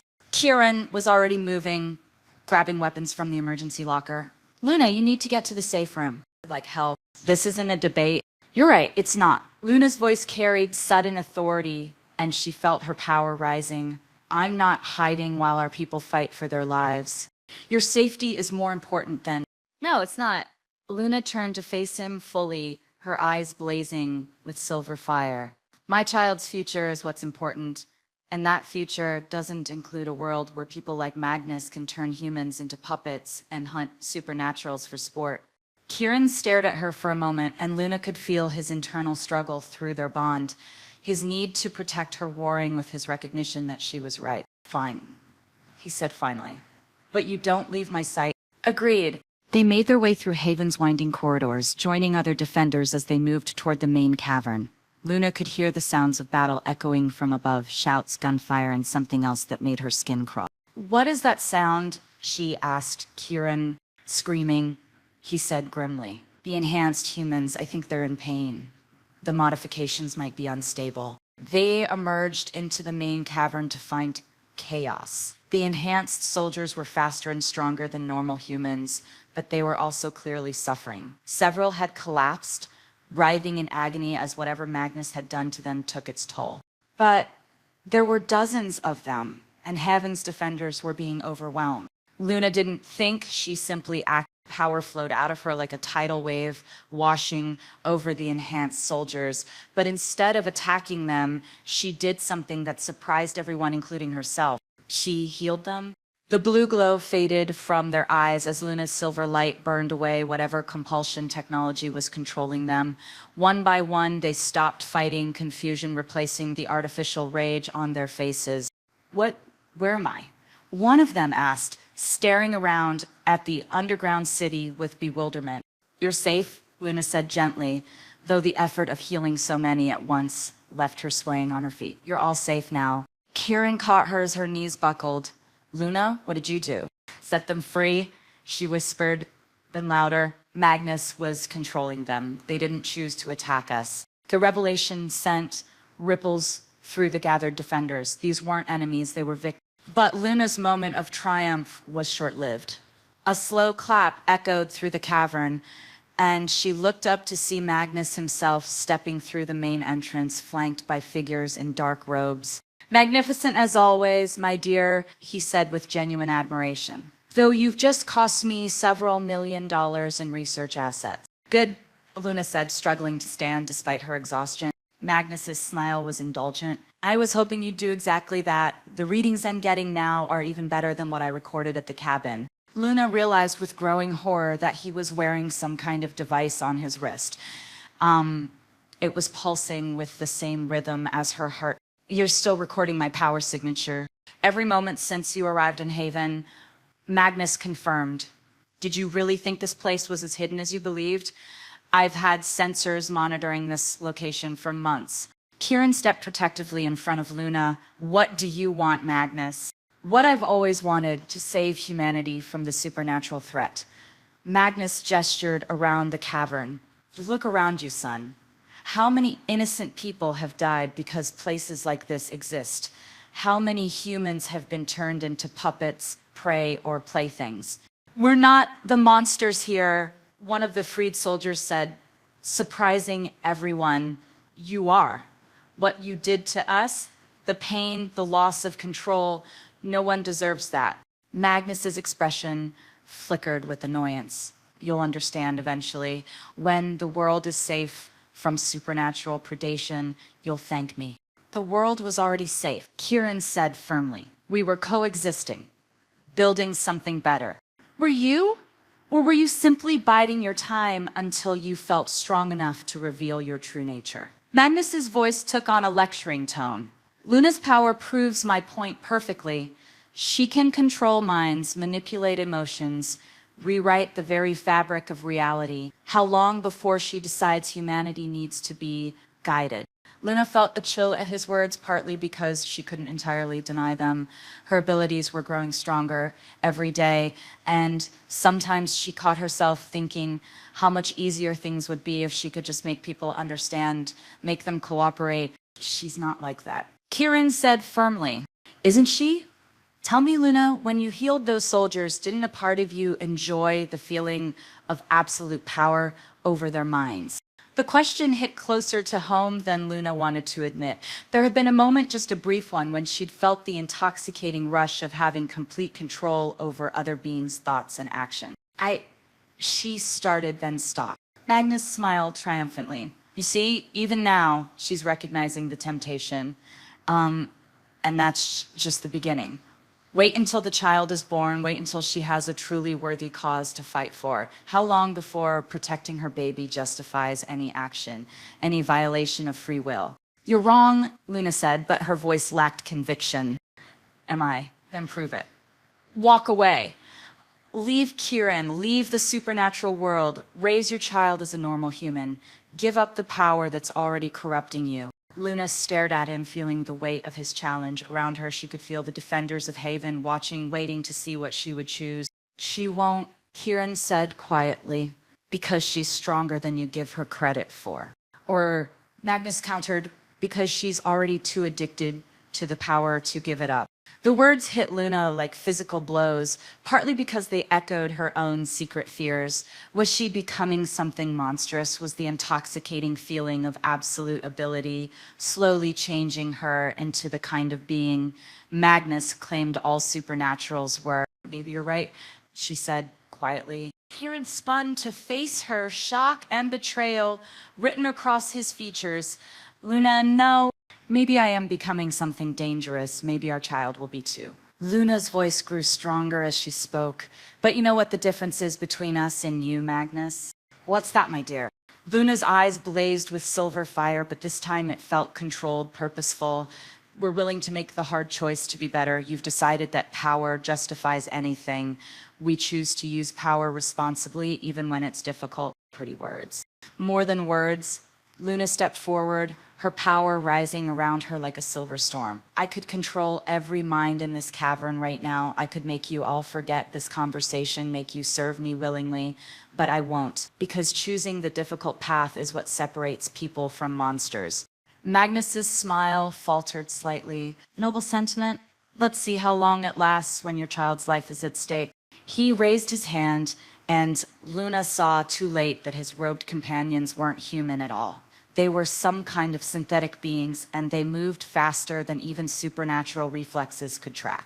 One of them reached Luna before Kieran could intercept, metal claws extending toward her belly. Luna's power exploded outward, but instead of raw destruction, it formed a perfect sphere of protection around her unborn child. The synthetic being's claws shattered against the barrier like glass against steel. But the effort left her completely drained, and she collapsed as the silver light faded. Luna! Kieran caught her as she fell, and through their bond, she felt his terror, his rage, his absolute determination to protect her. I'm okay, she whispered. The baby's okay. But I can't. I need time to recover. Around them, the battle resumed as Magnus's synthetic beings clashed with Haven's defenders, but Luna barely noticed, focused entirely on the growing argument she could feel through her mate bond. Kieran was furious, not at their enemies, but at her. You could have been killed, he said as he carried her toward Haven's medical bay. I protected our child by nearly dying in the process. Kieran's voice rose to a shout. What happens to our baby if you're dead, Luna? What happens to all of us? I made the right choice. Did you, or did you make the choice that felt most dramatic? Luna stared at him, shocked by the accusation. What's that supposed to mean? It means you're so focused on proving you're not a monster that you're taking stupid risks. Kieran set her down on one of the medical bay's beds with perhaps more force than necessary. Magnus is playing mind games with you, and you're letting him win. I'm trying to be responsible. You're trying to be a martyr. Kieran's eyes blazed with anger, and martyrs don't make good mothers. The words hung between them like a physical barrier. Luna felt something crack in their bond, not breaking, but definitely damaged. I see, she said quietly. So now you don't trust my judgment. Don't trust your guilt complex. Kieran ran his hands through his hair, frustration radiating from him. You're so terrified of becoming what Magnus says you are that you're overcompensating in the other direction. And you're so terrified of losing me that you want to wrap me in cotton and hide me away. Maybe that's exactly what I should do. The words came out louder than Kieran had intended, and they both froze at the implications. You want to lock me up? Luna said, her voice deadly quiet. I want to keep you safe. Same thing. No, it's not. It is. Luna sat up on the medical bed, her eyes blazing with anger. You want to make my choices for me, just like Magnus does, just like everyone does. That's not fair, isn't it? Tell me, Kieran, if I chose to leave Haven tomorrow to take our child and try to live a normal life, would you let me go? Kieran's silence was answer enough. I thought so. Luna swung her legs over the side of the bed, standing despite her exhaustion. Maybe Magnus was right about one thing. Maybe power does corrupt everyone, including the people who think they're protecting me from it. Luna, wait. But she was already walking away, leaving Kieran alone in the medical bay with the wreckage of their first real fight. Chapter 7. 2 days after their fight, Luna sat alone in one of Haven's observation decks, staring out through the reinforced crystal windows at the underground lake that stretched beyond the city. She'd been avoiding Kieran, not difficult in a place this size, but she could feel him through the mate bond, a constant ache of worry and regret that matched her own. The problem was they were both right. Luna touched her stomach, feeling the flutter of life within. At 10 weeks now, the pregnancy was starting to show, and with it came an increasing awareness of just how much was at stake, not just her life or even Kieran's, but the future of every supernatural being on Earth. Brooding doesn't suit you. Luna turned to see Willow approaching, moving with the careful grace of someone far older than she appeared. I'm not brooding, I'm thinking. Same thing in this case. Willow settled beside her on the observation deck's small bench. Want to talk about it? What's to talk about? Kieran thinks I'm reckless. I think he's overprotective. And meanwhile, Magnus is building an army while we tear ourselves apart. And what do you think the real problem is? Luna was quiet for a long moment, watching the bioluminescent fish that moved through the underground lake like living stars. I'm scared, she admitted finally. Of Magnus? Of myself. The words came out in a rush. What if he's right, Willow? What if power really does corrupt everyone? When I healed those soldiers, there was a moment where I felt godlike, like I could remake the world however I wanted. And that terrifies you. It should terrify everyone. Luna's hand moved protectively to her stomach. What happens when our child is born with even more power than I have? What happens if they decide the world would be better if everyone just obeyed? Willow was quiet for several minutes, and when she finally spoke, her voice carried the weight of centuries. Do you know how I became an archivist, Luna? I assumed you'd always been one. No. 300 years ago, I was a healer, the most powerful one my people had ever seen. I could cure any disease, mend any wound, even bring back the recently dead. Willow's eyes were distant with memory. And I was so proud of that power, so certain that I knew what was best for everyone. Luna felt a chill of recognition. What happened? There was a plague, a terrible one that was killing both humans and supernaturals. The leaders of both communities came to me begging for help. Did you cure it? I did more than that. I decided the plague was a symptom of a larger problem, that humans and supernaturals would never stop warring unless I made them.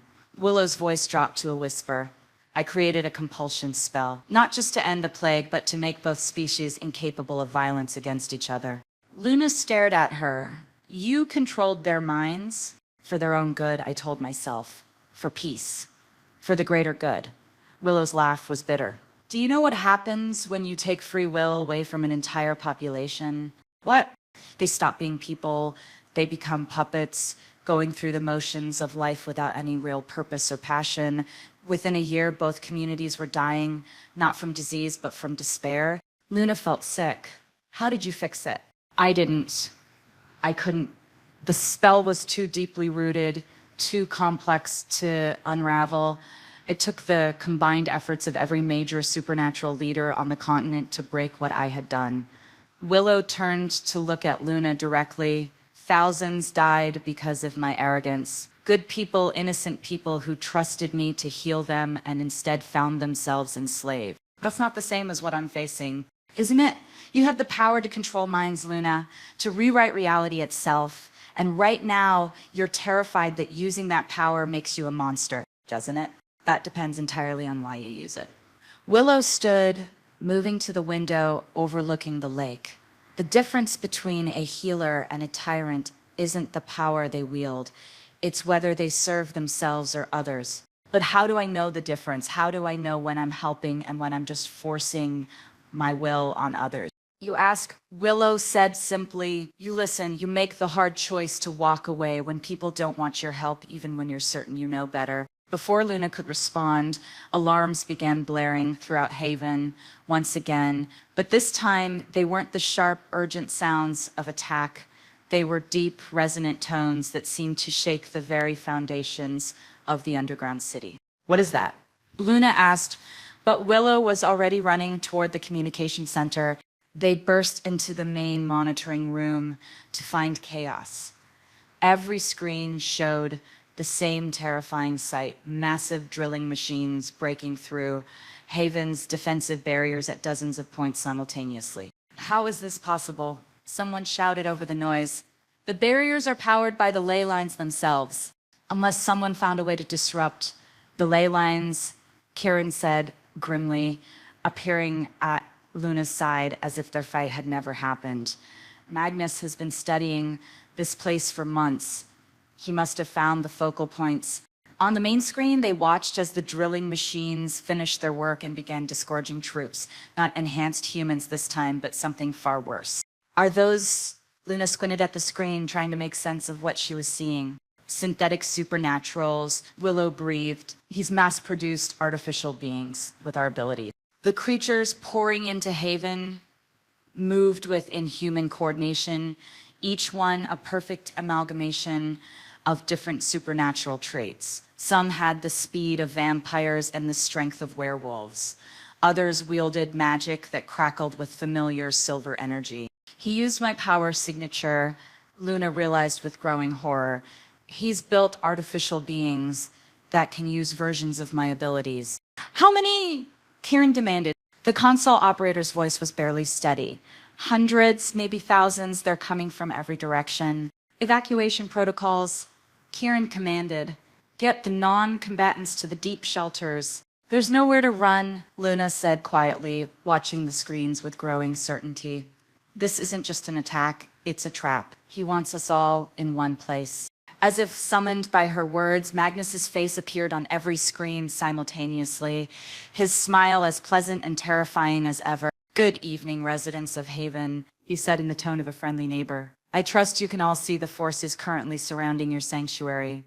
I have a simple proposition for you. The screen switched to show external views of Haven, completely encircled by military vehicles, synthetic creatures, and what appeared to be some kind of massive energy weapon aimed directly at the city's heart. Surrender Luna Blackthorn and her unborn child, and the rest of you will be allowed to live under appropriate supervision, of course. Refuse, and I'm afraid this will be your turn. How long do we have? Kieran asked the console operator. He's charging some kind of weapon. Based on the energy readings, maybe 20 minutes before he can penetrate the core barrier. Luna felt the weight of every gaze in the room, hundreds of innocent people looking to her and Kieran for a miracle they might not be able to provide. There has to be another way, she said desperately. There is, Kieran said quietly. I can buy you time to escape. What are you talking about? Kieran turned to face her, and Luna saw terrible resolve in his silver eyes. The deep tunnels connect to the old mining system. There's a route that leads to the surface about 50 miles from here. If I can keep Magnus's forces occupied. No. Luna's voice cut through his words like a blade. I'm not running while you sacrifice yourself. Our child needs both parents. Luna grabbed his arm, feeling the mate bond pulse with shared desperation. There has to be another way. Luna, Kieran said gently, sometimes there isn't. Before she could argue, the screens flickered and changed, showing a view of Haven's main entrance. Magnus himself stood there, flanked by his synthetic creatures and what appeared to be a team of scientists with various scanning equipment. I'm coming in, his voice announced through the communication system. With a small escort, of course. I think it's time we had a proper conversation. He's insane if he thinks we'll just let him waltz in here, someone muttered. But Luna was studying the screens more carefully, watching the way Magnus's escorts moved, the positioning of his equipment, the confident way he approached what should have been a heavily defended position. He's not here to negotiate, she realized. This is another data collection mission. He wants to record my power signature at close range, under maximum stress. Then we don't give him what he wants, Kieran said firmly. No. Luna stepped back from the console, her mind racing. We give him exactly what he wants, and then we give him more than he can handle. Luna, what are you thinking? She turned to face the room full of Haven's defenders, supernatural beings of every kind, all looking to her with hope and fear in equal measure. I'm thinking it's time to stop being afraid of what I might become, she said, her voice growing stronger with each word. Magnus wants to see my power? Fine. Let's show him what happens when a Moonchild stops holding back. The risk, Willow started. The risk of me becoming a monster, or the risk of letting a real monster win because I was too scared to fight. Luna's eyes began to glow with silver fire. I spent weeks terrifying myself with what-ifs. But you know what I should have been afraid of? Doing nothing while innocent people die. She moved toward the communication console, her power rising around her like a storm. Magnus, she called, knowing her voice would carry through every speaker in Haven. You want to talk, fine, but we do this face-to-face in the main cavern, just you and me. Luna, no. Kieran reached for her, but she was already walking away. And Magnus, she called back, come alone, because if I see even one of your synthetic puppets, I'm going to show you what a real monster looks like. The journey to the main cavern felt like walking to her execution, but Luna forced herself to move with confidence she didn't feel. Behind her, she could hear Kieran and what sounded like half of Haven's population following, but she didn't look back. The main cavern was exactly as she remembered from their first arrival. A vast space carved from living rock, lit by bioluminescent moss and filled with the sounds of an underground community going about their daily lives. Except tonight it was filled with the sounds of people preparing for war. Magnus was waiting in the center of the space, looking exactly as composed as always. But Luna noticed new details, the subtle way he favored his left side, suggesting injuries from their last encounter, the slight tremor in his hands that spoke of stress or medication, the way his eyes tracked her movement with scientific fascination rather than human emotion. "My dear Luna," he said with genuine warmth, "you look radiant. Pregnancy suits you. Cut the pleasantries, Magnus. What do you want?" "What I've always wanted, to save humanity from a threat they don't even know exists." He gestured around the cavern. "Look at this place. A hidden city filled with beings who could destroy human civilization without breaking a sweat. And you want to protect them? I want to protect everyone, human and supernatural alike. Noble, naive, but noble." Magnus began walking slowly around her, and Luna noticed the devices attached to his clothes. Sensors, she realized, recording everything. "Tell me, have you given any thought to what your child will be like every day? And what conclusions have you reached?" Luna felt the trap in his question, but answered anyway. "That they'll be whatever we teach them to be. Will they, or will their nature overcome their nurture?" Magnus smiled. "You see, I've been running simulations based on your power readings. Fascinating stuff, really. Your child won't just be the bridge between supernatural species. They'll be capable of rewriting the fundamental laws of reality itself." A chill ran down Luna's spine. "That's impossible." "Is it? You've already demonstrated the ability to heal compulsion, technology, to destroy ancient vampires with a thought, to shield yourself from weapons that shouldn't exist. Your child will be born with all of that power and more." Around the cavern, Luna could feel the growing tension as Magnus's words sank in. She could see doubt creeping into some faces, fear into others. "What's your point?" she asked. "My point is that in 15 years, maybe 20, your child will face a choice. Use their godlike power to help humanity or to replace it entirely." Magnus stopped directly in front of her, and given the current state of human supernatural relations, which choice do you think they'll make? "They'll choose compassion, understanding, coexistence." "Will they, even after seeing how humans have treated their people, even after watching their parents hunted and persecuted?" Magnus's smile was sad now, almost paternal. "My dear girl, you're betting the future of our species on the emotional stability of a being more powerful than anything that's ever existed." Luna felt something crack inside her, not her power, but her certainty. Because Magnus was right about one thing, her child would face impossible choices, and she couldn't guarantee they'd make the right ones. "I can feel your doubt," Magnus continued gently, "and that's why I'm going to make you an offer. I'm listening. Come with me, let me study your abilities, help me understand them completely. In exchange, I'll develop technology to safely suppress your child's power until they're mature enough to handle it responsibly." The offer hung in the air like a poisonous flower, beautiful and tempting and ultimately deadly. "You mean lobotomize them?" "I mean, give them the chance to grow up normal, to make their own choices about power instead of being born into godhood." Magnus's voice was persuasive, reasonable. "Isn't that what any loving parent would want?" Luna looked around the cavern, seeing the faces of people she'd come to care about. Willow, who'd overcome her own mistakes to become a force for wisdom, the freed soldiers who'd chosen to stay and help rather than return to their old lives, children playing in the shadows, innocent of the war raging around them. And Kieran standing at the edge of the crowd with silver eyes full of love and trust and absolute faith in her ability to make the right choice. "No," she said quietly. "I'm sorry." "No," Luna repeated, louder this time.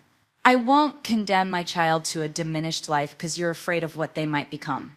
Magnus's pleasant facade finally cracked. "Then you're condemning humanity to extinction. I'm giving both species the chance to evolve beyond fear." Luna's power began to rise, silver light filling the cavern, and I'm trusting my child to be better than both of us. How touching, Magnus said, his voice turning cold, and how predictably foolish. He raised his hand, and Luna saw too late that this had been the real trap. The sensors he wore weren't just recording her power, they were analyzing it, mapping it, preparing to replicate it.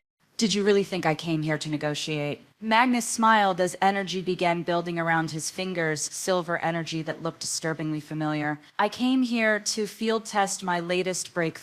The energy lanced out toward Luna's stomach, and she realized with horror that it wasn't meant to kill her. It was meant to extract her unborn child's power while leaving the physical body intact. But Kieran was already moving, throwing himself between Luna and the attack.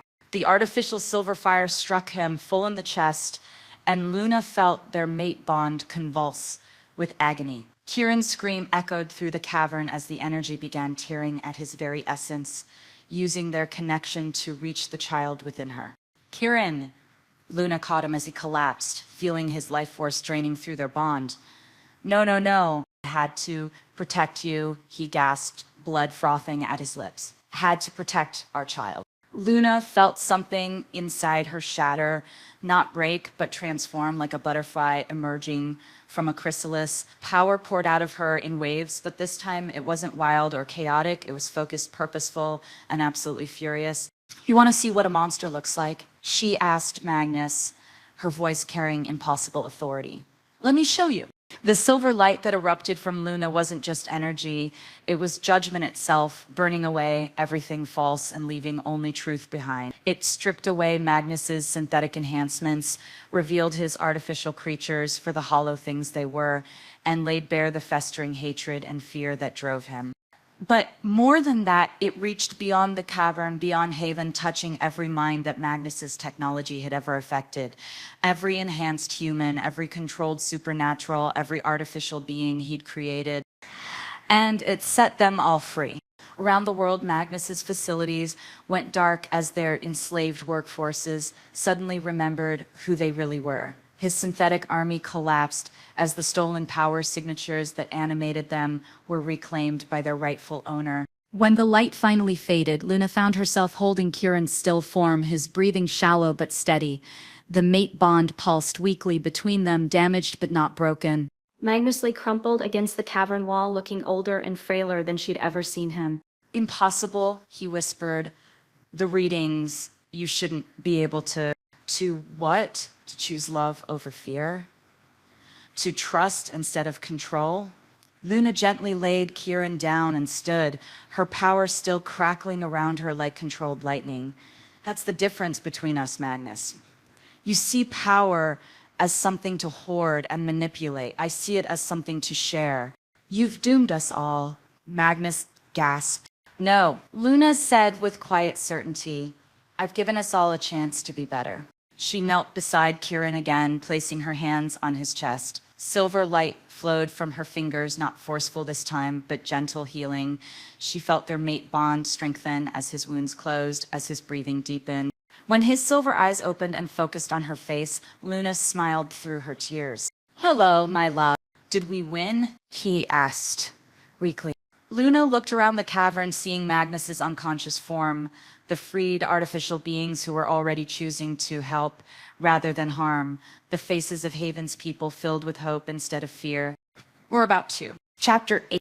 As Kieran struggled to sit up, Luna felt the full weight of what she'd just done settling around them. The silver light that had erupted from her hadn't just freed Magnus's victims, it had announced to every supernatural being on Earth that something fundamental had changed. Luna, Willow's voice carried a note of awe and concern. Do you realize what you've done? Before Luna could answer, the communication systems throughout Haven crackled to life with incoming messages from around the globe. Haven Base, this is Alpha Marson in Montana. Our captured pack members just walked out of a government facility in Colorado. They said the compulsion devices just stopped working. This is Elena Rodriguez in Mexico City. The synthetic creatures that attacked us last week are asking for sanctuary. They remember who they used to be before Magnus changed them. Haven, this is the Vancouver Coven. We're getting reports of humans voluntarily coming forward saying they want to help supernatural refugees. It's like they suddenly understand we're not their enemies. The messages kept coming, dozens of them, from every corner of the supernatural world. Luna listened with growing amazement as the scope of her power's reach became clear. I can feel them, she whispered, one hand pressed to her temple. Every mind I touched. They're all connected now, like a vast network of understanding. Kieran took her free hand, his grip weak but steady, connected how. They can sense each other's emotions. Humans can feel when supernaturals are afraid or in pain. Supernaturals can sense human compassion and fear in equal measure. Luna's eyes widened as the implications hit her. I didn't just free them from Magnus's control. I created a bridge, an empathic link between species. Willow paused, clearly struggling with the concept. That's unprecedented, the kind of magic that should be impossible even for a moonchild. Luna looked down at her still flat stomach, understanding flooding through her. It wasn't just me, was it? The baby helped. How is that possible? Kieran asked, because they're not fully formed yet, not locked into a single identity or species. Luna's voice carried wonder and a hint of fear. Right now, our child exists in a state of pure potential. They were able to channel power that transcended any single supernatural type. A groan from across the cavern reminded them that Magnus was still alive. Luna turned to see him struggling to his feet, his face pale with shock and rage. "What have you done?" he demanded, stumbling toward them. The reports are already coming in. Humans and supernaturals working together, sharing resources. "You've destroyed the natural order." "I've created a better one," Luna said calmly. "Better.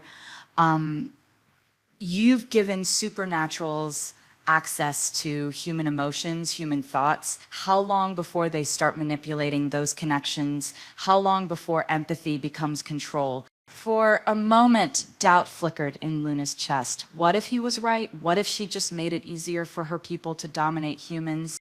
But then she felt it through the vast network her power had created. She sensed not manipulation or control, but something far more powerful, understanding. In a small town in Nebraska, a werewolf pack was helping human farmers whose crops had been destroyed by supernatural creatures, not out of obligation, but because they could feel the farmers' genuine desperation and grief. In Tokyo, a vampire clan was donating blood to hospitals, having finally understood the human fear of death that had driven centuries of persecution. In Sao Paulo, human scientists were working with supernatural healers to develop new medical treatments, both sides contributing their unique strengths. "You're wrong," Luna said with growing confidence. "Empathy doesn't create control, it creates compassion." Pretty words. Magnus snarled, "But you've still doomed your own child. Do you think humans will be content to simply coexist now that they know what supernaturals are capable of?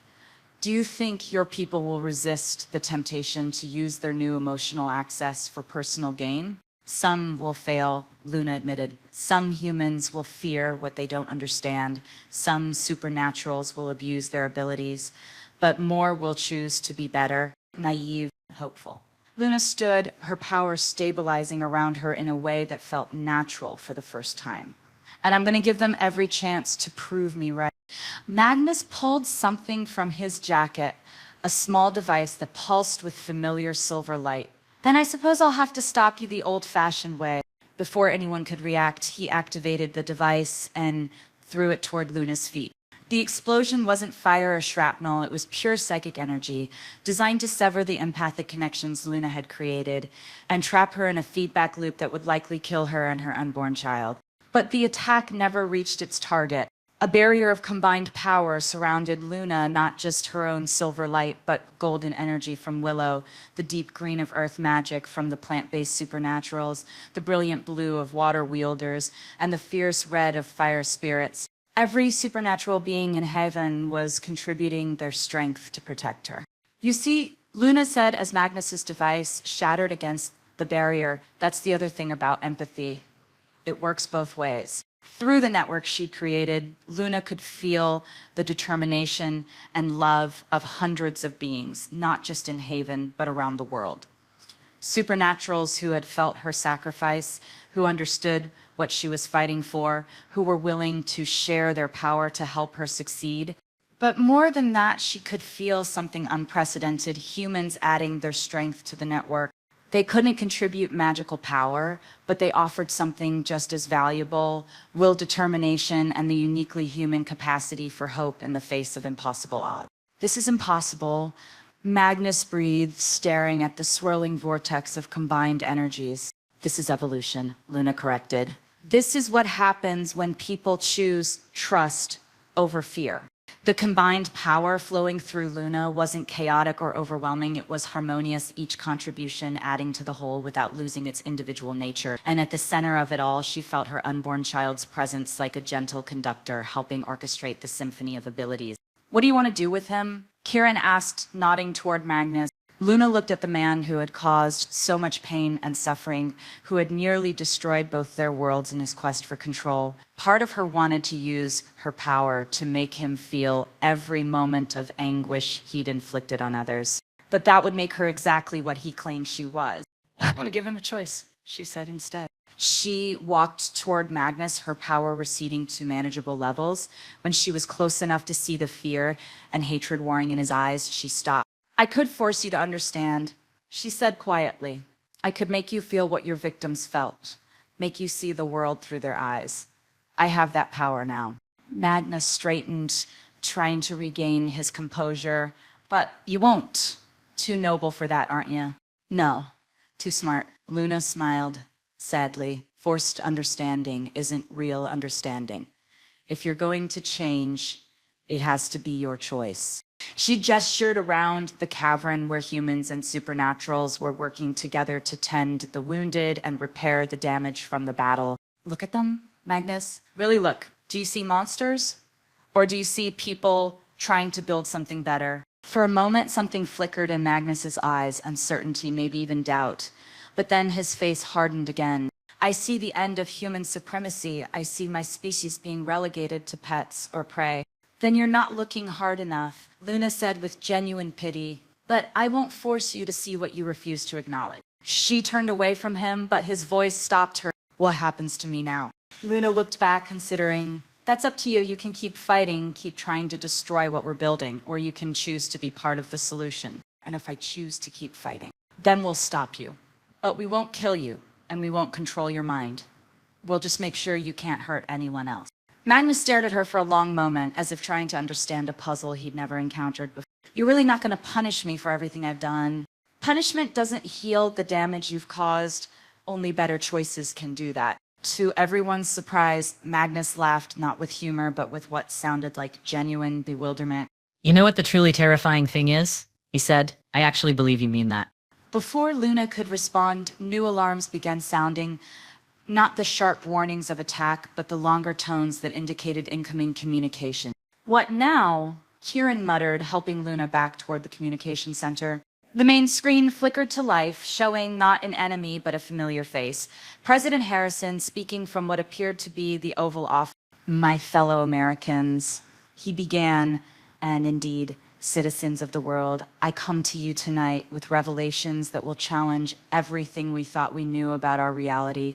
Luna felt Kieran's hand find hers as they watched the most powerful human in the world prepare to change everything. For centuries, perhaps millennia, we have shared this planet with beings of extraordinary ability. They have lived among us, worked beside us, even loved us while keeping their true nature hidden out of fear for their safety. The screen split to show footage from around the world, supernaturals helping with disaster relief, supernatural healers working in hospitals, supernatural scientists contributing to medical breakthroughs.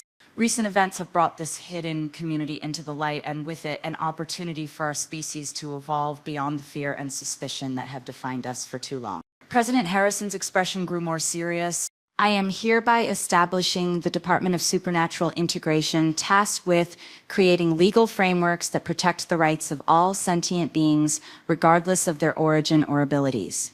We will not repeat the mistakes of our past. We will not allow fear to drive us to persecution or genocide.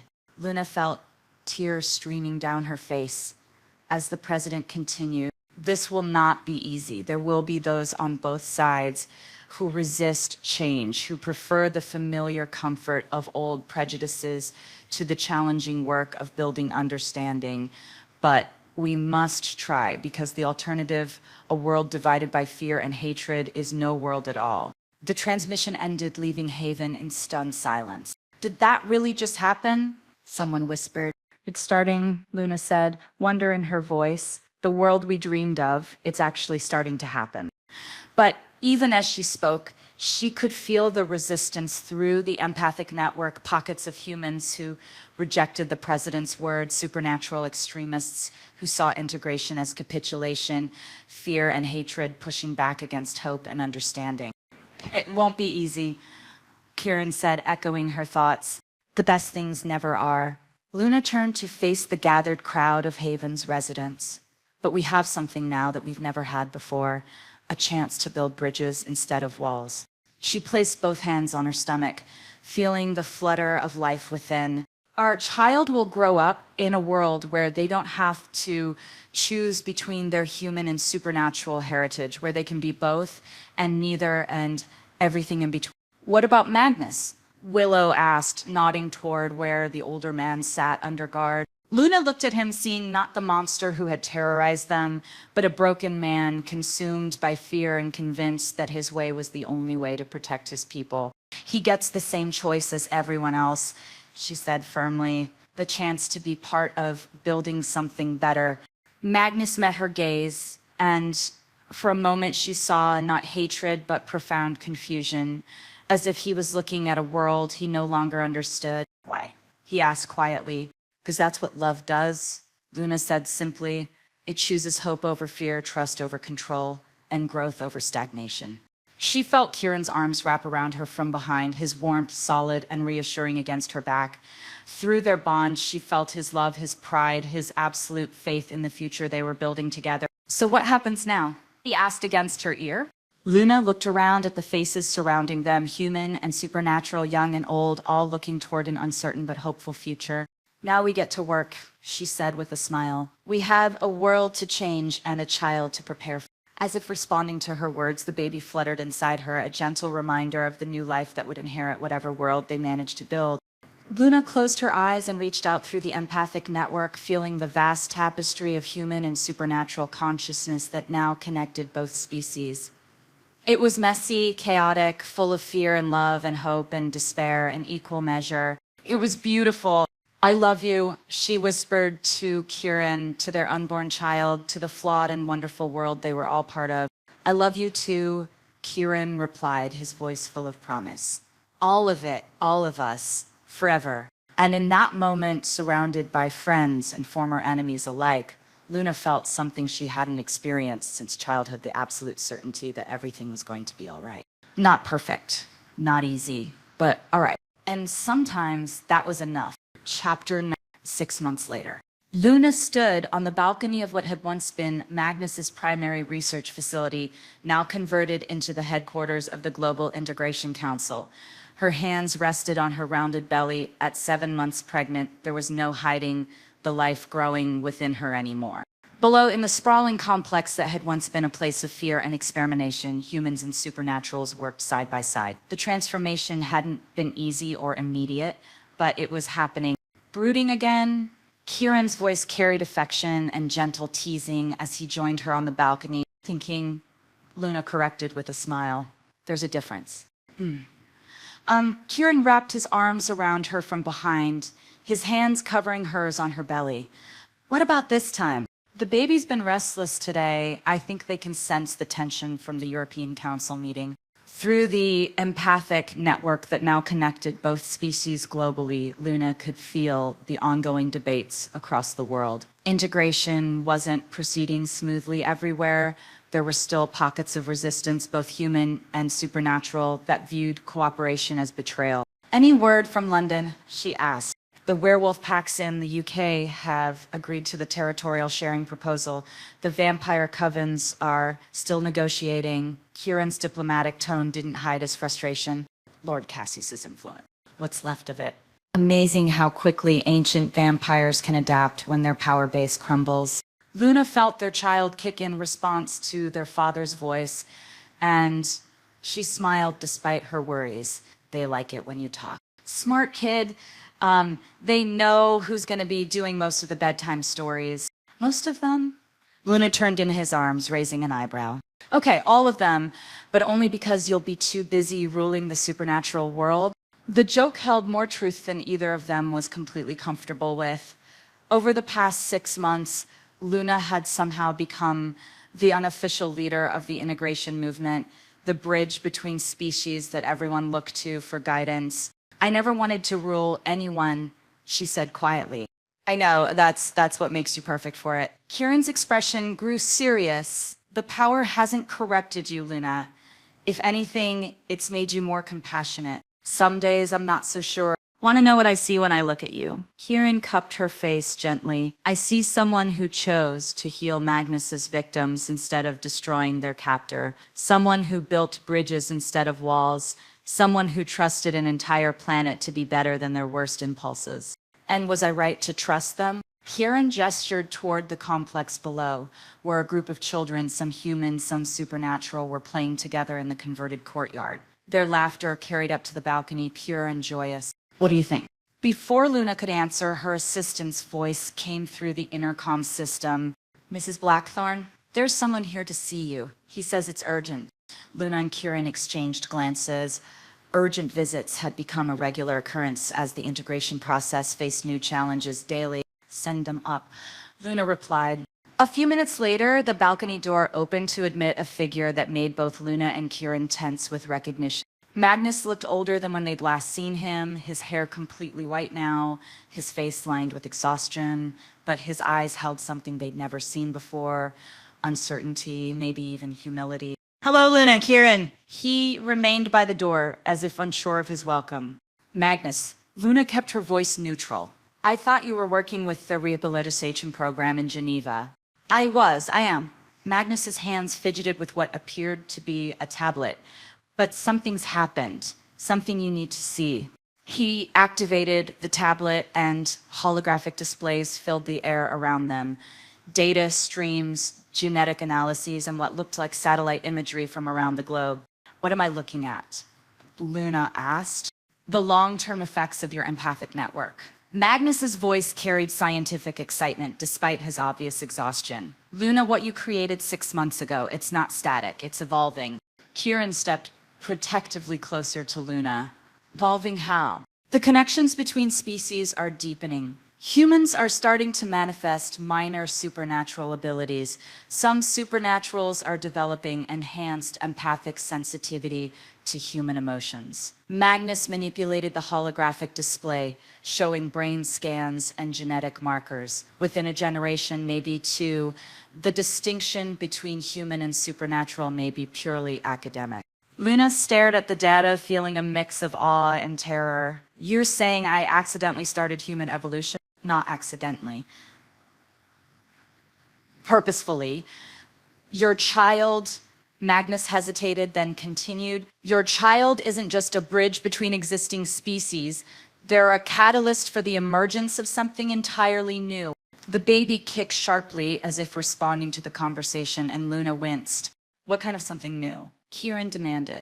A hybrid species. Beings born with the best traits of both humans and supernaturals, but limited by the weaknesses of neither. Magnus's eyes gleamed with scientific fascination. Immortal lifespans, but human creativity.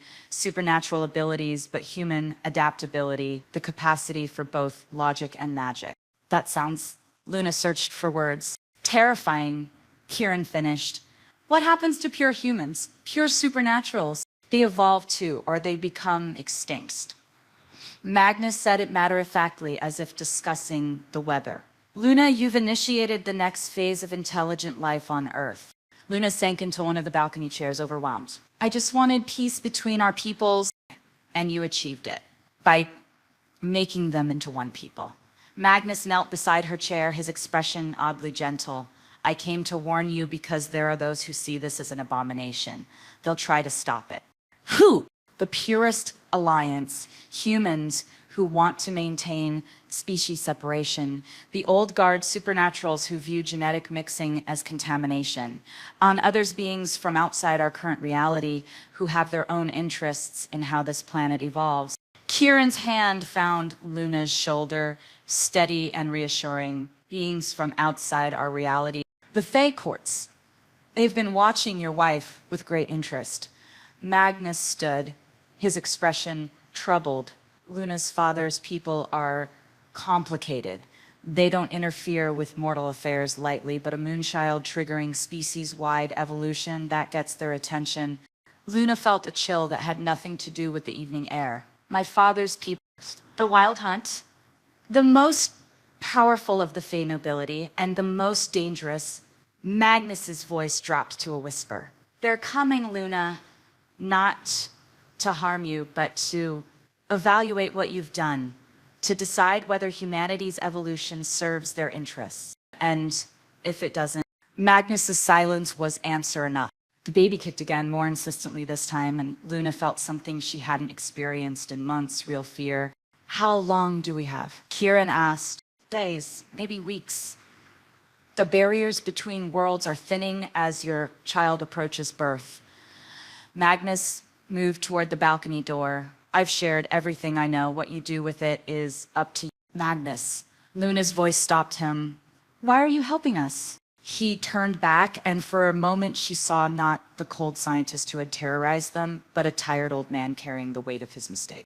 Because I was wrong, he said simply, about everything. About you, about what humanity needed, about the nature of power itself. He managed a small smile. It turns out the future I was trying to prevent is the only one worth having. After he left, Luna and Kieran stood in silence on the balcony, watching the sun set over a world that was changing faster than either of them had imagined. Scared? Kieran asked eventually. Terrified. Luna admitted, what if we've made everything worse? What if our child becomes the catalyst for a war between dimensions? Then we'll face it together. Kieran's arms tightened around her. That's what we do, remember? We choose hope over fear. Luna leaned back against his chest, feeling their unborn child settle in response to their father's presence. Through the empathic network, she could sense the billions of minds connected by her power, human and supernatural, all struggling to build something better despite their fears and differences. I love you, she whispered. I love you too, both of you. Kieran's hand moved over their child. Whatever comes next, we'll meet it as a family. As if responding to his words, the baby moved. Not a kick this time, but something gentler, a flutter that felt almost like a caress.